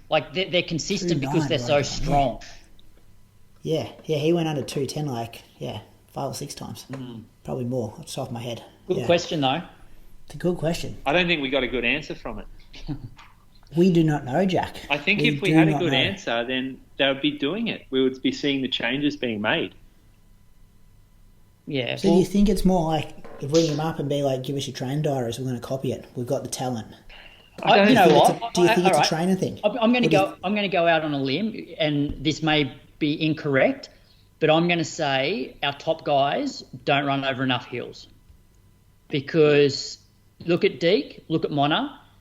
Every Sunday they would they were doing hilly runs, and I even remember when Brett and Jack and that were in Canberra, and we took them out to Mulligan's for a long run. Although Mulligan's is not super hilly, Brett even admitted he's I'm not really because I don't really go to Fernie that much anymore. I'm not used to sort of running on hills like this, so that may not be the answer. But that is the one thing that I know that those guys did a hell of a lot of compared to the current crop. Yeah, I think if you ask the older guys, that would be something that they would attribute their strength to. Yeah. So that would be my answer. What about this theory? They need to be not the big dogs in their group. Like, these guys are already the kings of their Melbourne Track Club group down there as the marathoners and half marathoners. What about if they flew in a couple like 206, 207 guys just to train with them for a couple of years? And then, you get better when you're around better. But Deacon Wanda were the top dogs of their groups, weren't they? Yeah, but they were, true. But I'm saying you put their 208 guys. I'm saying put some 208 guys around them and be like, all right, I can get pushed to another level in training here. Yeah. And I guess Stewie can push them over the tracks and faster stuff. But who's pushing them in those longer workouts? But I don't think that's the answer, because Deacon Wanda didn't need that. No, but they were already the top dogs. They were already at that level. These guys need to get to that next level. Yeah. You know who's doing it at the moment? Watch this name too, Jake Smith. He's gone. He's training with Kiplimo and that over in Uganda. Chepty guy. Watch what he does the next 6 or 8 months. He won't be trying to break 210. He'll go like, hey, I'm going to go 2.6, 2.7. Yeah. So anyway, that was like 15 minutes, and I should have just said hills from the start.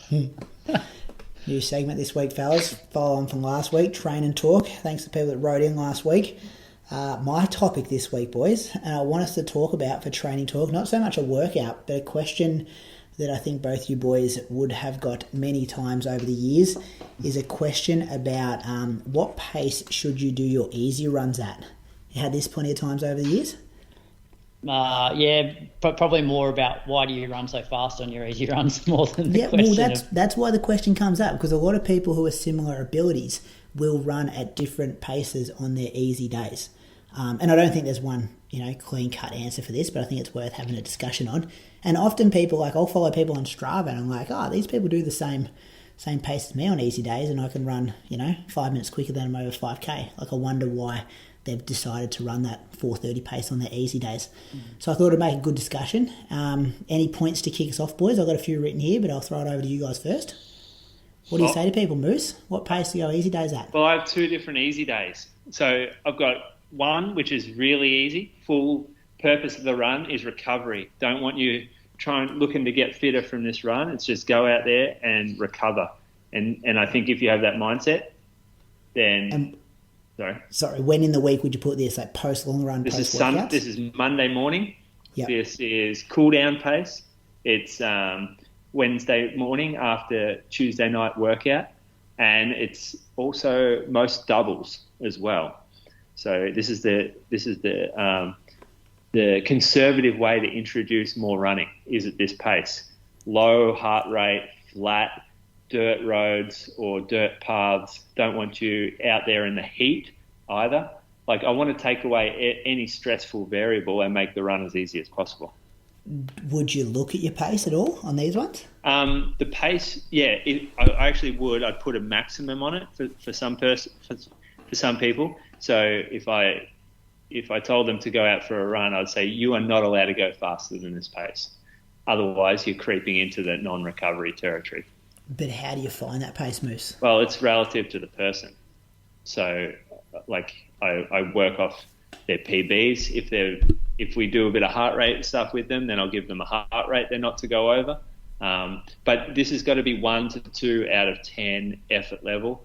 At any given time, you could have a pure conversation without stopping for any type of breath. It's really easy. Think about shuffling. Almost. Active recovery. You're moving your legs to go for a run, but it shouldn't exhaust you at all. Don't change your gait to make it too slow. If it's too slow and you change your gait, you open yourself to injury because your loading changes. So make the gait natural, but just at the very slowest you can manage. Yeah. Close. Anything down there? That's recovery pace. That was your first one, and then say you've done workout Tuesday night. That's what you're doing Wednesday. Yep. Then what are you doing Thursday for your jogging pace? Well, there's a bit more of a license, so you can add in a stressor. So you can add in hills or potentially heat if it's summer. You can add in some more pace for your easy day. Or you can add another 5 to 10 beats on your heart rate as well. So for most people, I might have them run, or as an example, I'm going to say 90 seconds. No, it's more like 60 to 90 seconds slower than 5K pace. I'd say that'd be about right. 60 to 90 slower than 5K pace. Yeah. So the calculator isn't, like, I know on Tim Man, so I've just got that open now. Like, I just put in what shape I think I'm in for 5K. I put 14:45, and that says very easy for me is 4:45 pace. Easy is 4:24. Yeah, that's about right. I like that's that. About right. I think that's, yeah. And that's, so if you're someone out there listening and you can get down to a park run or something, like if you can get a decent bit of data, and I'm going that 14:45 off the 5K I ran 2 weeks ago, that's pretty close. Like, it gives me a range 4:24 to 4:15 for my easy, and that's kind of where I think I would land at the moment. Yeah, there's a, like, you can look at some people that can get away with running faster. A lot of the time they might be professional athletes. Like, if you look at, I remember Galen Rupp used to run really fast on his easy days. Like, that was a thing. Joe Klecker. Yeah, does he do it too? Does he? And if you follow, he runs pretty quick. Yeah. If you follow, like, if you get in shape where you might get to a point where your heart rate is low enough to handle quite fast running. So I remember I could, like, at my fittest, maybe I could run 350s at my normal easy run heart rate. But what that doesn't account for is the extra stress through your soft tissue and your bones. So running at 350 versus 430 is a significant change in loading. And if you're going out running easy pace off your heart rate, because yes, like, neurologically you might be okay, cardiovascularly it's safe, it's not taking into account that stress on tendons and bones, and you'll find that you're probably getting a little bit sorer, and it's a little bit riskier for you to run at that pace. And so you can, like, let's just say 5 to 10 beats lower than what you consider your right heart rate it's still in that aerobic zone. You're still working the same system, but with just a lot less risk. Anything else to add there, Bradley? Just on that calculator briefly, you got to also remember that when you put in, Brady, that you're in 14:45 shape, like, that's on a track.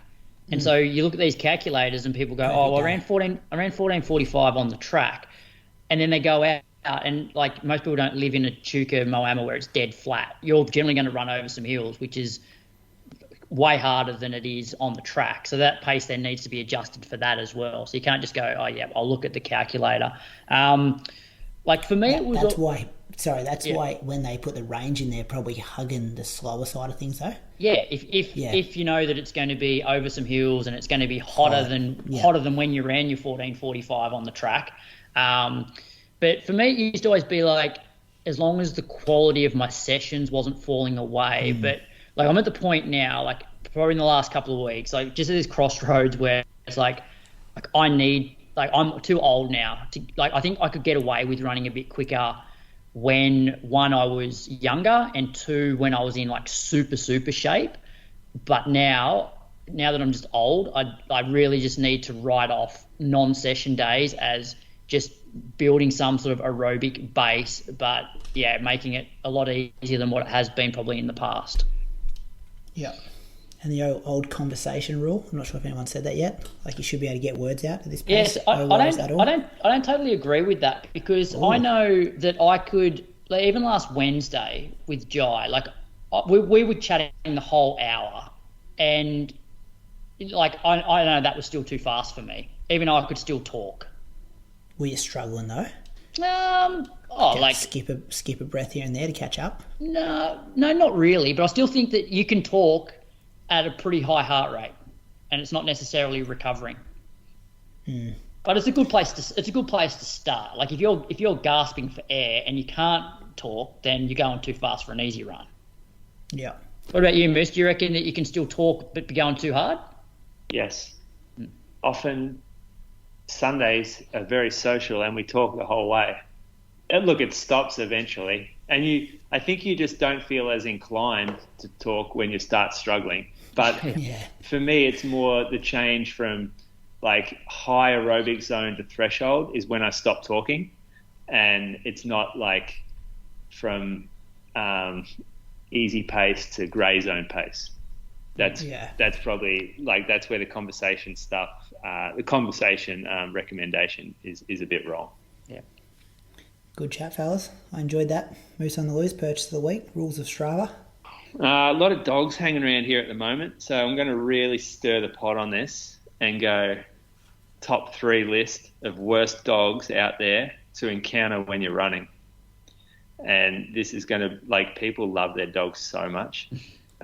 This is going to piss some people off. So the worst dog out there, I actually is going to say worst dog full stop, but the list is worst dog to encounter when you're running is the Dachshund.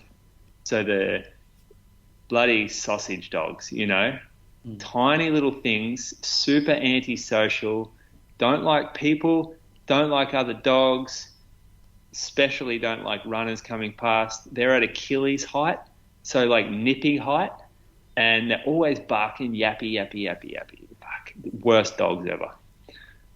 Second worst dog, border collies. These things have to get around your legs. They have to chase you, bark at you, trying to round you up. Yeah, jumping. Border collies seem to have, there's only one personality associated with border collies, and it's just obsessed and addicted to balls and hurting stuff.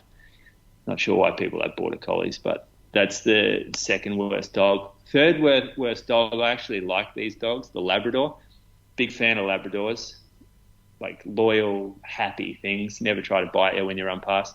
But they have no awareness of space. And they're very friendly, but perhaps when you're running at 15k an hour along a narrow path, they're a bit too friendly. And so they're one of the worst dogs to encounter when you're running because they're jumping on you. They don't know where their legs are. They get right under you. They're a dangerous breed to get it tangled up in. So come at me, haters. They're the worst 3. Yeah, come at him directly to his DMs, not the Inside Run podcast ones. So if you want to have a crack at Moose about anything, his own Instagram account is the place to go. Yeah, that's not going to get much biting coming back. Instagram, the Inside Running's got a set reply now. So I'm going to set up a set reply on it. Go fuck yourself is the set reply to the haters. I'm not sure how you can just set it to the haters, but yeah. Yeah, I know. That's going to be the problem, isn't it? There's going to be some people that actually have good value. Hey guys, I love the show. You get this reply. Thanks for the new Train and Talk segment. I've been fanging my long runs for the last 3 months. All right. There have been some haters come out the woodwork lately. So I like it. I like it because you get the messages, Brady, and I don't. There's actually not many. When you do the numbers on the percentage of haters versus the overall download numbers, it would be a very, very tiny percent. But I think the way our brains are wired is we focus on that and we just, does our heads in. Oh, well, it doesn't. I enjoy it. I think it's fun. Good Moose on the Loose. I like that. Croak's list, interview. This has been a long show, fellas. Tell me about it. Yeah, so I sat down last week with Sam Burke. So Sam was a pretty competitive runner back in the day. He's run 152 for 800 and 350 for 1500. So we used to race against each other a fair bit. He's the co-founder of Runners Tribe, which, for those that live in Australia, it's been the go-to place for distance running news in Australia since 2007, 2008, before sort of all the social media stuff started. So we spoke about his Runners Tribe, and he's also started up a new company called Tarkine, which deals with running shoes and running apparel. And I found it quite fascinating because as runners, we just take it for granted. You go and buy a pair of shoes, but actually what's involved when it comes to designing a shoe is quite unreal. So I enjoyed sitting down and having a chat, finding out how the shoe industry works, and also about sort of Runners Tribe. So hope you guys enjoy. Yeah, I like the Runners Tribe chat as well. I haven't listened yet. I've only listened to the first half of it, but it's good. It's been good for the sport. Amazing for the sport. Yeah. What an influence. And over the year, and they just kind of what's the word for it? Just get content out there. It's no bells and whistles and I don't know. You know what I mean? They just get content out there, celebrate Australian distance running, do stuff. And not afraid to take it. They've done a lot of different things, Runners Tribe, from those magazines, releasing books. Like, so, like, they're the type of people that won't say no to things. They're happy to take things on board and give it a crack. Yeah, looking forward to hearing the rest of it. All right, what's coming up, fellas? I've got Seville Marathon to tune into this Sunday. Oh, yeah, Steve Christian's going to take down your PV. Christian, wow, considering how easy it will be to run a good marathon over there, he'll probably come 800th, just got to sit in a nice pack and get sucked along the whole way. So I'm expecting 2:17. What's your PB, Croaks? 2:17 what?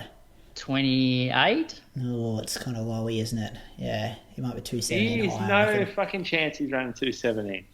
I know, he's pretty strong. He's really building up. He's been on the Ingebrigtsen training for a long time. And then he's flying to Anglesey, isn't he? Like the next day when the Australian borders reopen. Straight in. You should see the rent in Anglesey right now. Rent's going up. House Going prices up. would be expensive too down there, wouldn't they? Oh yeah, got to get in your rich doctor friend's house, Brett Coleman. Good job, Brett. Enjoying it here. That's all I'll be doing on the weekend, fellas. Tune into that. What are you guys doing? Not a great deal. Hopefully having didn't train today, but hopefully a full week of training, and it's about it. 10 by 228 for you, I reckon. Get some speed in those legs. That's all I need. Moose, what do you got coming up? This week 2 weeks? Yeah, we got to get. We I guess we couldn't line him up. He's on a bad time frame. You got three fellas with businesses running, all running He's an American businesses. guy. Yeah, he is. Time zones make it hard, doesn't it? It was like we could do 1 p.m. on one day a week. We all worked, and then it just wasn't happening. So we're gonna. I got the boys some shoes, so we're going to talk about some shoes, and I think we're looking at a guest for the following month. But yeah, just forget January. Didn't happen. All right, fellas. Good work. We'll throw to the Sam Burke interview now. Talk to you next week. See you, boys. See ya. Yeah. I've heard all your names. If it's all the same, I'll keep on walking. I keep holding on to the hope that all the suffering was for something. Something for something. Something for something. All your words and Runners Tribe has been the premier website for Australian-related running content since 2007. This week's guest is the co-founder of that website and was also a handy runner back in the day with PBs of 152 for 800 and 350 for 1500 metres. Welcome to the Inside Running Podcast, Sam Burke. Thanks for having me, Croaks. Long-time fan of you guys, so it's an honour to be on here.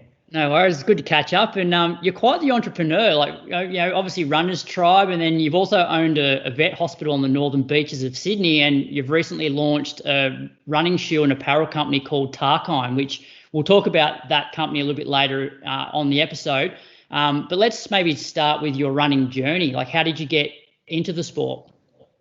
I guess like most, I got into running at a really early age. My dad was a runner, and I used to get up at 5 a.m. and do 4K loops with him when I was a little kid, and did Adelaide and went through that system, and really just got hooked on it from there. I loved it. I liked the Adelaide kind of way of doing it, and I loved the racing, and I just ran as a junior and went through the junior ranks and all that sort of stuff, and all the track. I was an 800, 1500 runner mainly as a junior, and that was that. It's a lifelong passion for me, and a bit older these days, trying to keep my body together, but it's just got in from a young age and been hooked ever since, mate.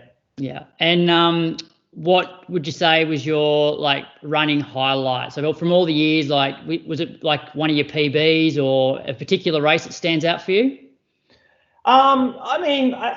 In year 11, I won the double at state champs in 1508, and I just come off a stressy and I just come off a lot of issues and injuries and asthma problems. I've had bad breathing and asthma issues most of my life, especially as a kid. Kind of grew out of as an adult, and I kind of just that one little patch. My whole life I've just gone from injury to injury really, and I had this little 8-month patch where I didn't get injured, and I ran 2 races that I was super happy with and got the double, and I just wish that the rest of my life could have followed that path and of no injuries, but I think that when I look back over it, definitely that was one of the highlights, man. Yeah, and trying to, like, 'cause you're obviously, you were very passionate about the sport. Like, we raced against each other a fair bit, and so you wanted to be quite serious with it, but then you also had to balance that with, studying to become a vet. Was that challenging? Oh, yeah, super hard. I mean, looking back on it, I know it sounds a bit black and white, like a bit ruthless maybe, but it's pretty damn hard. Like a vet degree is not kind of, I don't know, a half-hearted degree, right? Like you're usually at uni by 8 and there till, nearly dark. And then the study you have to do, to be studying until midnight. Not every night, but shit, for like at least, a couple of months leading into exams you would be. And so trying to fit sessions in and being consistent around that's pretty hard. And it was, I did not find it easy. It was hard. And I think that's one of my flaws, is that I always had like a million things that I wanted to do. And I just kind of, it's still one of my flaws. I like to do too many things, I guess. And maybe I bite off more than I can chew sometimes. It wasn't great for the running, but hey, like I had fun, I met a lot of good mates doing running and got to learn all about that world. And I don't regret it.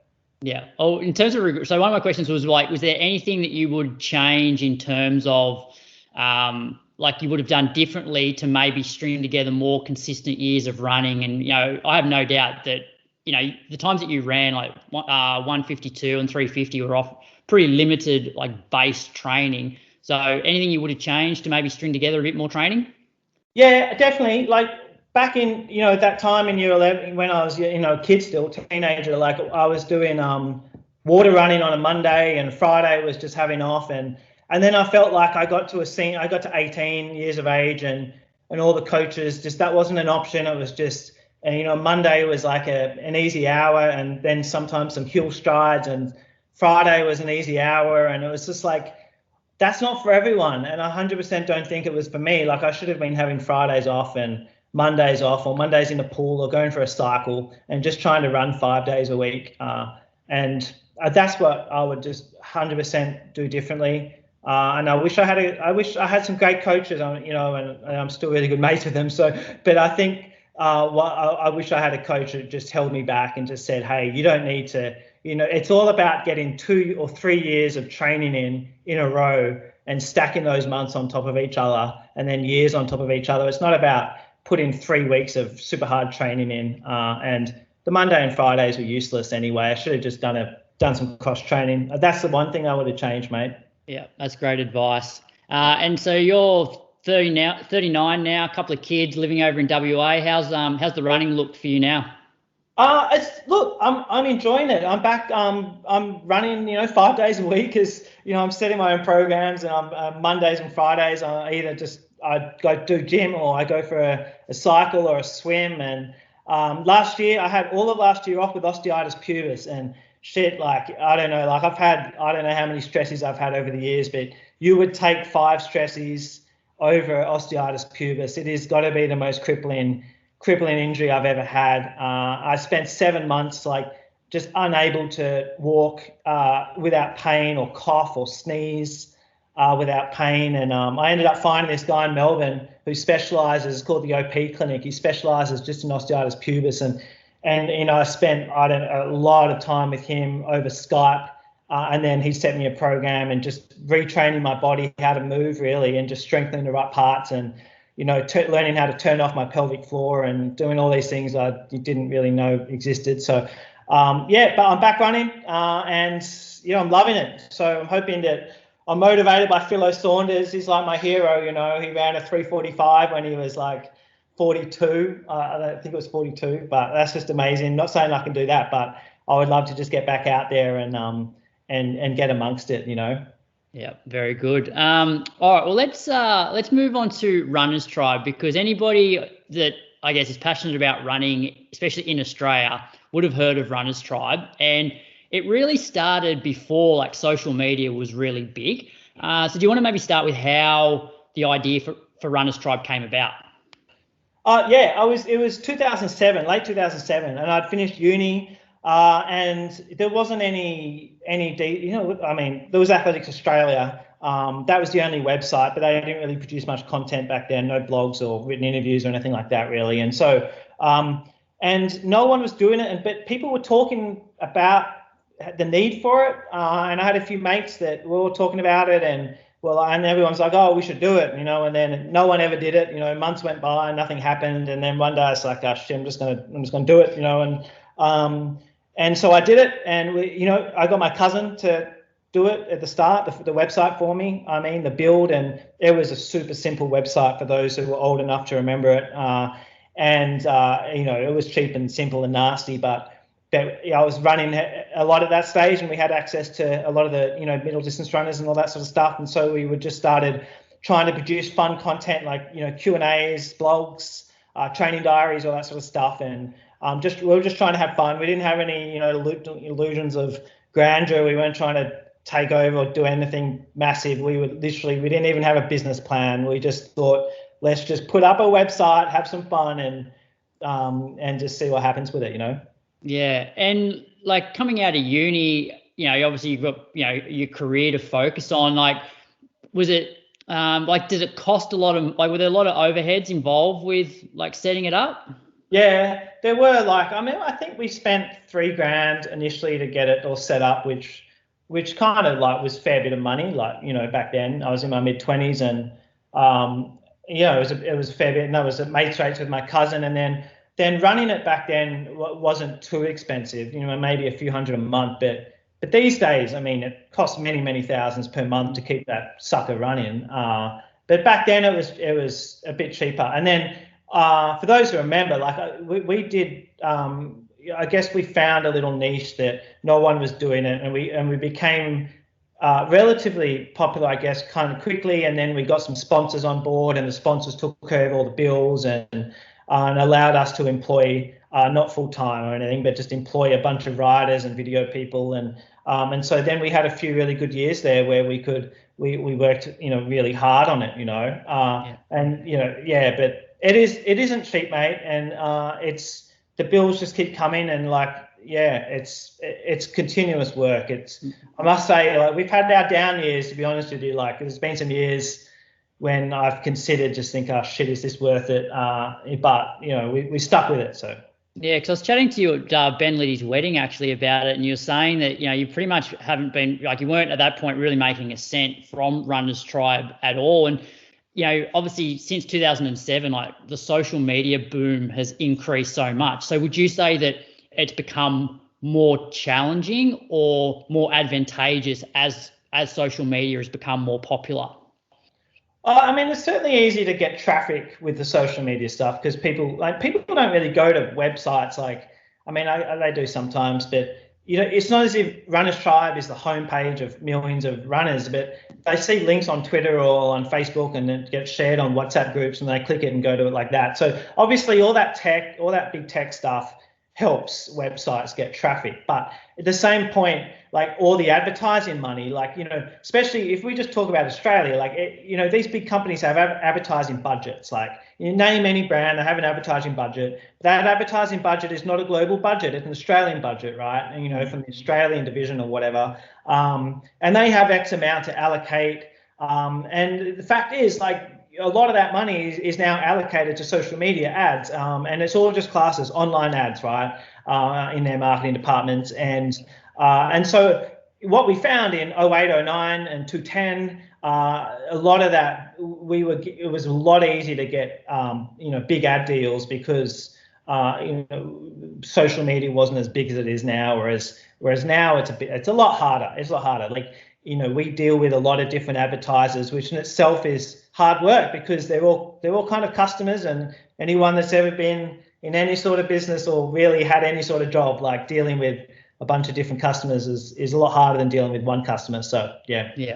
I used to love because you guys were really the first to bring out a lot of the race videos. I still remember, and actually I hassled you a few years ago, the 2010 New South Wales State Champs 15 final, because I remember there was that to Choir Boys Run to Paradise, I think. But then obviously you must have redone the website or something, and a few of those videos went missing. But you're in a way pioneers, because now just about every race is broadcast somewhere, or you can find a video of particular races, which wasn't the case back in 2007, 2008. So you've certainly done a lot for the sport. So yeah, thanks, mate. Like we used to we videoed, we had a lot of meets, like in Victorian meets, New South Wales meets, WA meets, Queensland a bit, and even some of the school meets we got to. And the reason we lost those videos just quickly is because we, in 2009, FlowTrack reached out for a partnership, and the partnership was I don't think they care if I say it, but we pay like $50 a month to use their platform, and then we get to use all their technology. And they had way, way, way better technology at that point in time than us, and so it was a win for us. But all of our videos were stored there and apparently backed up in the cloud. But when we stopped using their services, somehow those videos vanished, and it was a shame. It was a shame. I should have had them backed up in multiple places, but that's life. Make mistakes. And off the back of like the website, you've done a lot of other things, like you've brought out the like the magazines, and you've teamed up with Steigen and sent out like socks with those magazines as well. Like where do all these different ideas come from? Just randomly. I mean, I think some of the coolest stuff we've done is we hooked up with Ron Clark. And he actually reached out to us because he had his book, The Unforgiving Minute, and it was out of print, and then we just got talking, and I was like, well, man, let's just reprint it and just put it on Runners Tribe, and then we did the same with Herb Elliott, and my good friend Len Johnson, he put me in touch with Herb, and then Herb was keen. Then we reached out and we did the same with Snell. Peter Snell's book, and we're working on Murray Halberg's book at the moment, and so I think that's some of the coolest stuff we've done, because some of these books have been out of print for like decades and decades, and we don't make any money from this, but it's just the print costs and everything. It's a huge amount of work trying to bring these books back. It's just doing it for fun, and so it just kind of, the cool thing about a website like Runners Tribe is that it's not a great business, it doesn't make much money or anything, but it opens doors and you meet people, and you just things lead to another, and it's a thing of passion, really. But yeah, the magazine was just, I was at this meeting in this track meeting in Perth, like I don't know, 4 or 5 years ago, and the current CEO of AA was there, and we had a coffee, and we just started talking smack, and then the next thing we were shaking hands on a magazine, and so that was actually, in partnership with AA, and it was really successful. And then COVID hit, and all our advertisers' guarantees just walked away that year, and no, we got hit by COVID. I would love to bring that back. I had a meeting with AA last week with Peter Bromley, and he's very open-minded CEO, and really, I think that his head and is in the right place, and I think we'll be able to achieve some really cool things moving forward with that new vision in place.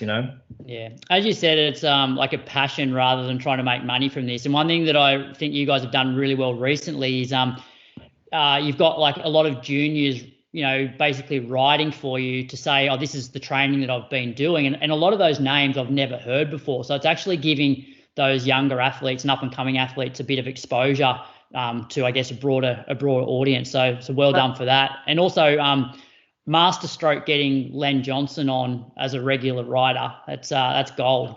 Oh yeah, I mean me and Len are close, and Len's been with us since 2008, and he's never wavered. He writes once a week. He sends it through like it pretty much to the minute, same time every Friday arvo, and he's a very impressive guy, and if you want to talk about someone who is passionate and gives up their time, for passion and not money, I mean, he is the best example out there. Yeah, we've had him on a few times, and yeah, he's been very generous with his time. Yeah. So looking maybe like 5 years ahead, like where do you want Runners Tribe to go in the future? We do, to be honest, I just want to keep telling stories of up and coming runners. We had, we're not obviously we don't have a serious podcast, mate. It's just a bit of fun, but we chatted to Jenny Blundell like a few months ago, but before we pressed record, she said, she was like, I grew up, she told me she grew up reading Runners Tribe, and she'd been on the website hundreds of times reading people's blogs, and it was just stuff like that. Like, I want kids to grow up reading this website 10 years from now, and I think it helps. Maybe I don't know, this is in my head or if it's true, but I'm hoping it keeps people on the sport a little bit. It helps motivate them and show them that there is some exposure to be gained out there, and people are taking note of what you're doing. And we don't really want to change. Like, we want to stay true to that, and just keep telling stories. I'd love to have more content, to be honest with you. Like, I'd love to be punching out 4, 5, 6 new pieces a day, but I don't have the time in the day. I've got 2 kids, and we have a small team, Len, me, and we're maybe like 6 or 7 freelancers around the world at work. But we would need a lot more people to join up for the love of it, in order to achieve that. But yeah, we just want to be here doing the same thing, and any doors that open, like the books and the mags and stuff with AA, any doors that open, man, I'll just walk straight through those doors. I pretty much say yes to anything that comes my way, as long as it's not really stupid, Well, speaking of saying yes to things, starting up a running shoe business. Now, so the business is Tarkine. Where did this come from? And like, I'm sure our listeners would be fascinated. Like, how do you go about manufacturing shoes? Like, where do you even start? Oh God, man, it's hard. Where to start? I've been obsessed with shoes for a long time. I actually looked into doing this in 2009 and 10 and figured out that I had not even enough money to get a prototype, let alone get actual shipment of shoes on the water. And then I just it's been in the back of my head, and I had this little vet hospital in Sydney, and I decided to sell that in 2017, and then I had a bit of time up my sleeve, and I just thought, I'm just going to start tinkering away at this for a bit of a passion, something on the side to just work away at, and I've always been a bit of a greenie, so I thought, shit, why don't we just try and solve the issue of shoes just getting chucked out after they've been used? And so I just kind of put those 2 things together, and how do you do it? You need contacts in Asia, unfortunately. You need I guess over the years I've been good at just meeting people and staying in touch with them, just a message once a year or whatever. And some of the people I met were some ex guys that had spent many decades working for some major shoe companies, and then what a lot of these guys do eventually when they get bored of and they get sick of being bossed around by these huge corporates is that they start their own little agencies that are spread across Asia, and they help brands. They pretty much just outsource to any brand that wants them, and they do everything from design work to sourcing to putting the whole thing together, quality assurance and all that sort of stuff. And I met a guy many years ago, and he'd spent 35 years with Nike, and he left Nike, did his own thing, and I just started stuffing around with him, and the way it works is that there's prototype rooms, sample rooms they call them, and you stuff around and with samples and prototypes until you're happy with that prototype, and then you try and find a factory that can make that prototype consistently, and for us that involved we went to 3 or 4 different factories. I traveled over to Asia quite a lot, spent a bit of time Vietnam, China, all that sort of stuff, and try to figure the whole thing out. It's a long road to go down. I sometimes I think I'm a bit of an idiot for doing it, but it is what it is. I'm having fun. It's a bit crazy, but yeah. So what's it been? 3 years to get to this point, and how many different prototypes did you sort of try or test before you've decided on this one? Oh, I mean, I kind of lost count. I think it was at least 10 prototypes. Our first prototype, I've still got it. It was like really shit. It was just like a clown shoe. It's amazing how like the CADs and the designs on the computer, and then you try and do it in real life and it looks completely different. And so then we decided that factory was useless and moved on to another one. And people, I remember someone telling me, how hard is it? You just get a bit of foam whacking up on it, and boom, it's a running shoe. It's like, holy shit. I mean, making a good running shoe is there's a lot of science to it, and it's really, really difficult. You know, everything from the foaming processes to the uppers, even the lacing, you know, the eyelets and making those durable. It's all hard. And the thing about, like, it's not just one factory that makes the whole thing, right? Like, they put it together, sure, but there's outsole factories, there's upper factories, there's lace factories. There's even little companies that make the eyelets, you know, that they're reinforcing the laces go through. And so you're working with 6 or 7 different suppliers. And then all these 6 or 7 different suppliers will just literally ship the stuff to the factory, and the factory will put it all together. And so there's a lot of moving parts. And that's not even talking about the design and the geometry of the shoe and, you know, the midsole formula. The midsole formula is by far the hardest thing. I'm trying to figure that out. So I could talk all day, you know, and it's kind of cool. You know, well, I got heaps of questions. So what were the priorities for you in terms of what you wanted from the shoe? So you've obviously mentioned you wanted it to be eco-friendly, but from a performance point of view, what did you want from the shoe? So our first shoe, we wanted to be a neutral trainer. Okay, so just to, you know, think, you know, the Pegasus these days has changed a bit, but just think of Pegasus of old, like maybe 4 or 5 years ago, just a neutral trainer. It's not a huge stack height shoe. It's not, you know, we're not trying to, you know, mimic, you know, the 40 mil stack heights or whatever. It's got decent stack, you know, but it's a neutral trainer, and it doesn't have, you know, medial post, just a basic neutral trainer. And I just wanted a workhorse of a shoe that could, you know, we punch out regularly, you know, 1,000, 1,100 Ks per pair, and then we recycle them. I just wanted a hardy shoe that you could just, you know, do, you know, your long runs in, or do your 1K reps in, or do whatever you want in, really. You know, I do all my trail running in them, but they don't have lugs. But I just wanted a super hardy, high mileage trainer shoe, pretty much good for anyone. And I wanted to try and, you know, you try and make everyone happy with your first shoe, and it's absolutely impossible. But I also wanted a shoe that kind of looked good enough to just take wear to the cafe, a pair of jeans, and we tried to pull all that off at once, and it's not easy, but I think, you know, the first shoe, it does look cool. You know, you can wear it casually, or you can wear it long running, you know. So I'm pretty happy with what we pulled off of that first shoe. And the real challenge, like, is the second shoe, because we're getting, like, the second shoe, we're working on a much higher stack height shoe with a carbon plate and all that sort of stuff. So we're going to get more technical, and, you know, and that's going to be a super big challenge. And when's that one likely to be out on market? Mate, I'd love to tell you about Chrissy, but the harsh reality is that the deadlines, when you're a startup, the deadlines don't mean as much. So if you have an order of 6,000 pairs of shoes, right, these factories kind of laugh at that. Let's say it was 100,000 pairs of shoes, we would reach every deadline, you know, to the dot, and because they just want to get paid for that 100,000 pair order.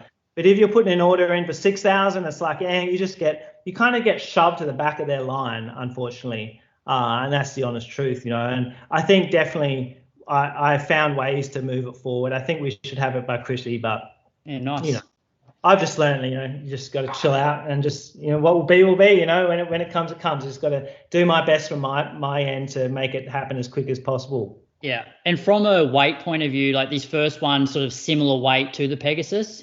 Lightweight trainer. Yeah, within 5 grams. Yeah, it's I think it's 5 grams lighter per size. I think.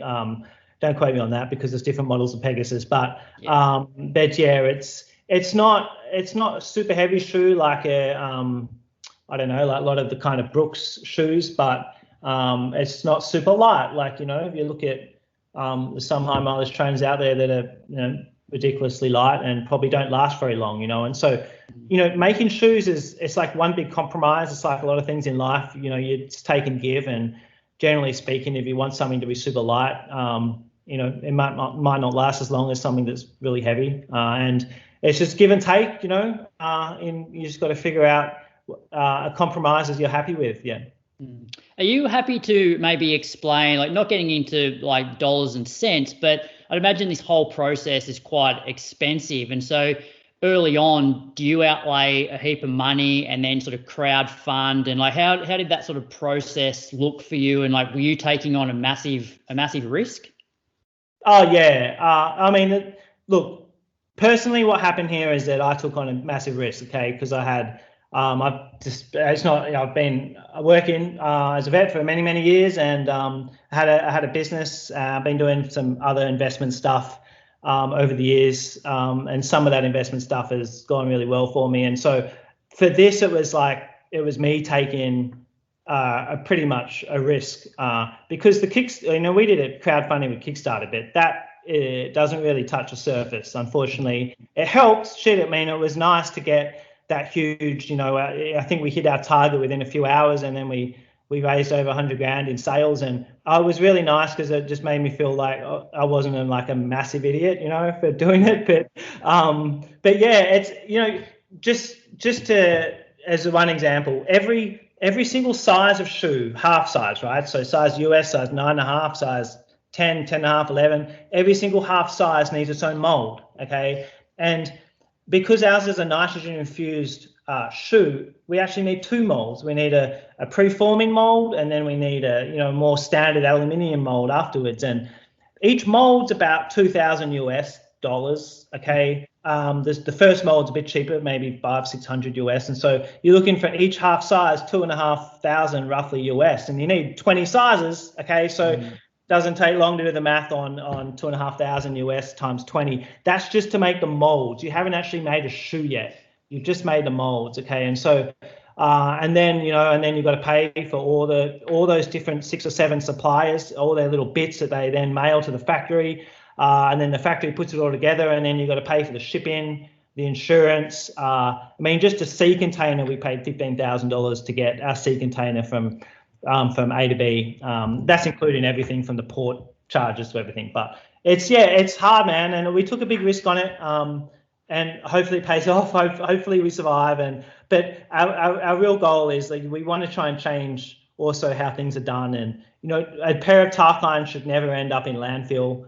And other brands, we're just trying to call other brands out. Like, every single brand can afford to recycle shoes. They're just not doing it because they don't have to. And they should be rewarding people for recycling them. And I think there is a few brands that are really getting into this space now, but the rest of them need to follow. And hopefully, I want to see them follow. I want, in a year from now, I want every single brand to be taking responsibility for the full life cycle of their shoes, and that would be a great sign. Hopefully that happens. Yeah. So I don't know a lot about recycling shoes, but is it the shoes now need to be made differently for them to be recyclable, or how does that all work? What makes a recyclable shoe?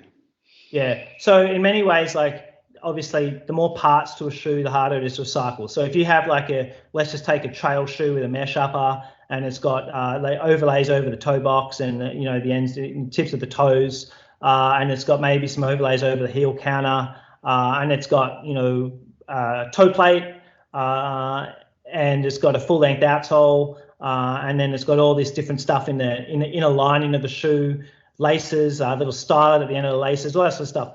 The more parts, the harder it is to recycle, right? And so, you see our first shoe, it's pretty much a one-piece upper, and then midsole, outsole. So we did a lot of R&D with recycling companies as we were making the shoe, and a lot of work was put in trying to design a shoe which then could be easily taken apart and recycled. And so you really need to start with the design process. Like when you're doing your initial sketches, which then get turned into computer CADs, graphics, you need to have the end idea in mind. So and to do that, you need to sit down with the recycling company and say, hey, here's our initial design. This is, each part's going to be made of this, and then you need to make prototypes, and those prototypes of recycling company, and make sure they can recycle it. So we worked with 3 different recycling companies, and the third one we found actually has simplified the process. They can recycle so many different products, and but for example, our midsole and outsole can get turned into rubber mats, yoga mats, rubber mats. Even vet hospitals have these little rubber mats that they put in cages for dogs, and for dogs mainly, for the big cages that dogs stand in, and we can make those rubber mats, which is really cool. And so But yeah, to answer your question, it's you've got to try and keep the shoes as simple as you can in terms of, not using a crazy number of different. Doesn't mean you have to take away from performance, because having 20 different parts doesn't necessarily make it a better running shoe, right? Yeah, and I think that's what I like the fact that you have been like a relatively elite athlete. You don't want to create like an eco-friendly shoe that's crap to run in. Like you still want it to perform, which sounds like this is what you've done. Yeah. It's 100% more important to have a shoe that, if you don't have a shoe that's amazing to run in, you're going to fail very, very quickly. You're going to be dead, and you're not even going to ever place a second order of shoes. You'll just be dead, Yeah. And so, we've been prototyping the shoe. We've got a lot of runners, in Perth that have been doing big mileage in it. I mean, it's an awesome running shoe, But I think my point is that, there are a lot of good running shoes out there. And so we just thought, let's create a good running shoe, an awesome running shoe to run in, and let's couple it with the eco stuff. And also, I think one of my main points is let's get an Australian company doing this, okay? Because, there is, in the long run, maybe no reason why people need to be supporting German companies and American companies. I think that if an Australian company can do it and survive and succeed and prosper, and then employ Australians, and the money can be kept in Australian, and maybe we can advance Australian athletics and Australian running by having a lot of that money staying in Australia and then sponsoring teams and sponsoring athletes. And you just look at the stuff that happens overseas. I mean, it's all, you need money to do anything successfully, really, when it comes to elite sport. And so, I think it's more than just being eco-friendly. Obviously, that's our edge, but I love the idea of having a successful Australian company, creating a running shoe that can then get behind from a grassroots level all the way to elite. I saw on your Facebook that you've started to try and get a bit of an elite squad happening. Is that based just over in WA? Oh, it is for now, just because we're in contact so much with them. But no, it's going to be Australia-wide. We want to be, grabbing athletes from all over the country. And obviously, we just have one shoe right now, right? And so we're not asking these athletes to race in our shoes, because they're not racing shoes, It's going to take years to have, spikes. And, we can definitely, I'm working with this factory at the moment, on a Pebax-based shoe. And the cool thing that's happening at the moment is that, the technology that the biggest companies out there have is being leveled, and 100% every single brand's going to have Pebax-based carbon fiber plated shoes very, very, very soon. Even little startups like Tarkine are, and the playing field is going to be incredibly leveled. Yeah. And you mentioned before, you took a massive financial risk, but even given that, you're still willing to donate a percentage of every shoe towards, was it the Bob Brown Foundation? Do you want to mention a bit about that?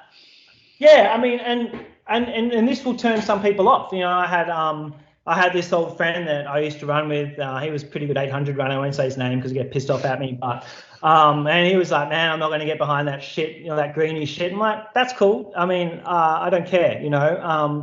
It's we are trying to. I've always believed in that sort of stuff. I've always been a greenie, and I'm a runner that loves running through bush and loves running through beautiful parts of the world. And it is, in Tasmania right now, we have literally Australia's Amazon. Like the Amazon of the Southern Hemisphere is in Tasmania, and our government is literally just chopping it down for Chinese mines and, logging for shit that we don't need. And, the world's moved on from that, and Australia is so far behind. And, and it's going to turn a lot of people who hate, who hate the greenie stuff away, and that's cool, and we're donating 2% of every sale to that organisation to try and fight and save these amazing places. And I think that's something that Patagonia, the big brand that I love, have done so well. And I want to see other brands doing it. Why aren't all these other running shoe companies doing things to help, and being open and transparent? We send our books to this organisation so they can see our revenue and make sure we're not full of shit, and we're hoping to change the way things are done a little bit. Yeah, well, hats off to you for, like, I don't know, just everything you do. Like, you always like, you're not scared to have a crack, you know, like Runners Tribe and now this. And so if people want to like support your company, like what's the best way for them to like order shoes? Just tarkline.com, tarkline.com. And, and if you have any just questions, just email me. I'm not, I will get back to anyone, within 48 hours, I will get back to anyone that emails me. It's just sam@tarkline.com. Okay. Any questions, I don't care how stupid or silly it is, or if you just want to abuse me, just email me and I can help you, get your first pair of Tarklines and you can check them out. We, for those who, a lot of people are wary buying online, we have free refunds, free exchanges. There's no risk involved. If you need to ship them back, we pay the shipping, all that sort of stuff. So it's literally no risk, and so feel free to reach out. You're a good man, Sammy. I appreciate you giving up your time today, and all the best with it. And just I guess thanks for everything you've done with the sport. Like Runners Tribe's been great. You're doing a great thing in the shoe area now. So all the best with it. Thanks, Coach. So keep up the great work, mate, with the podcast. I love it. I listen every week when I'm out on a long run, and it's good times. I love the banter. So yeah, and we appreciate you guys like supporting us by putting the show notes up each week. So thanks for that. No, as always, it's a pleasure.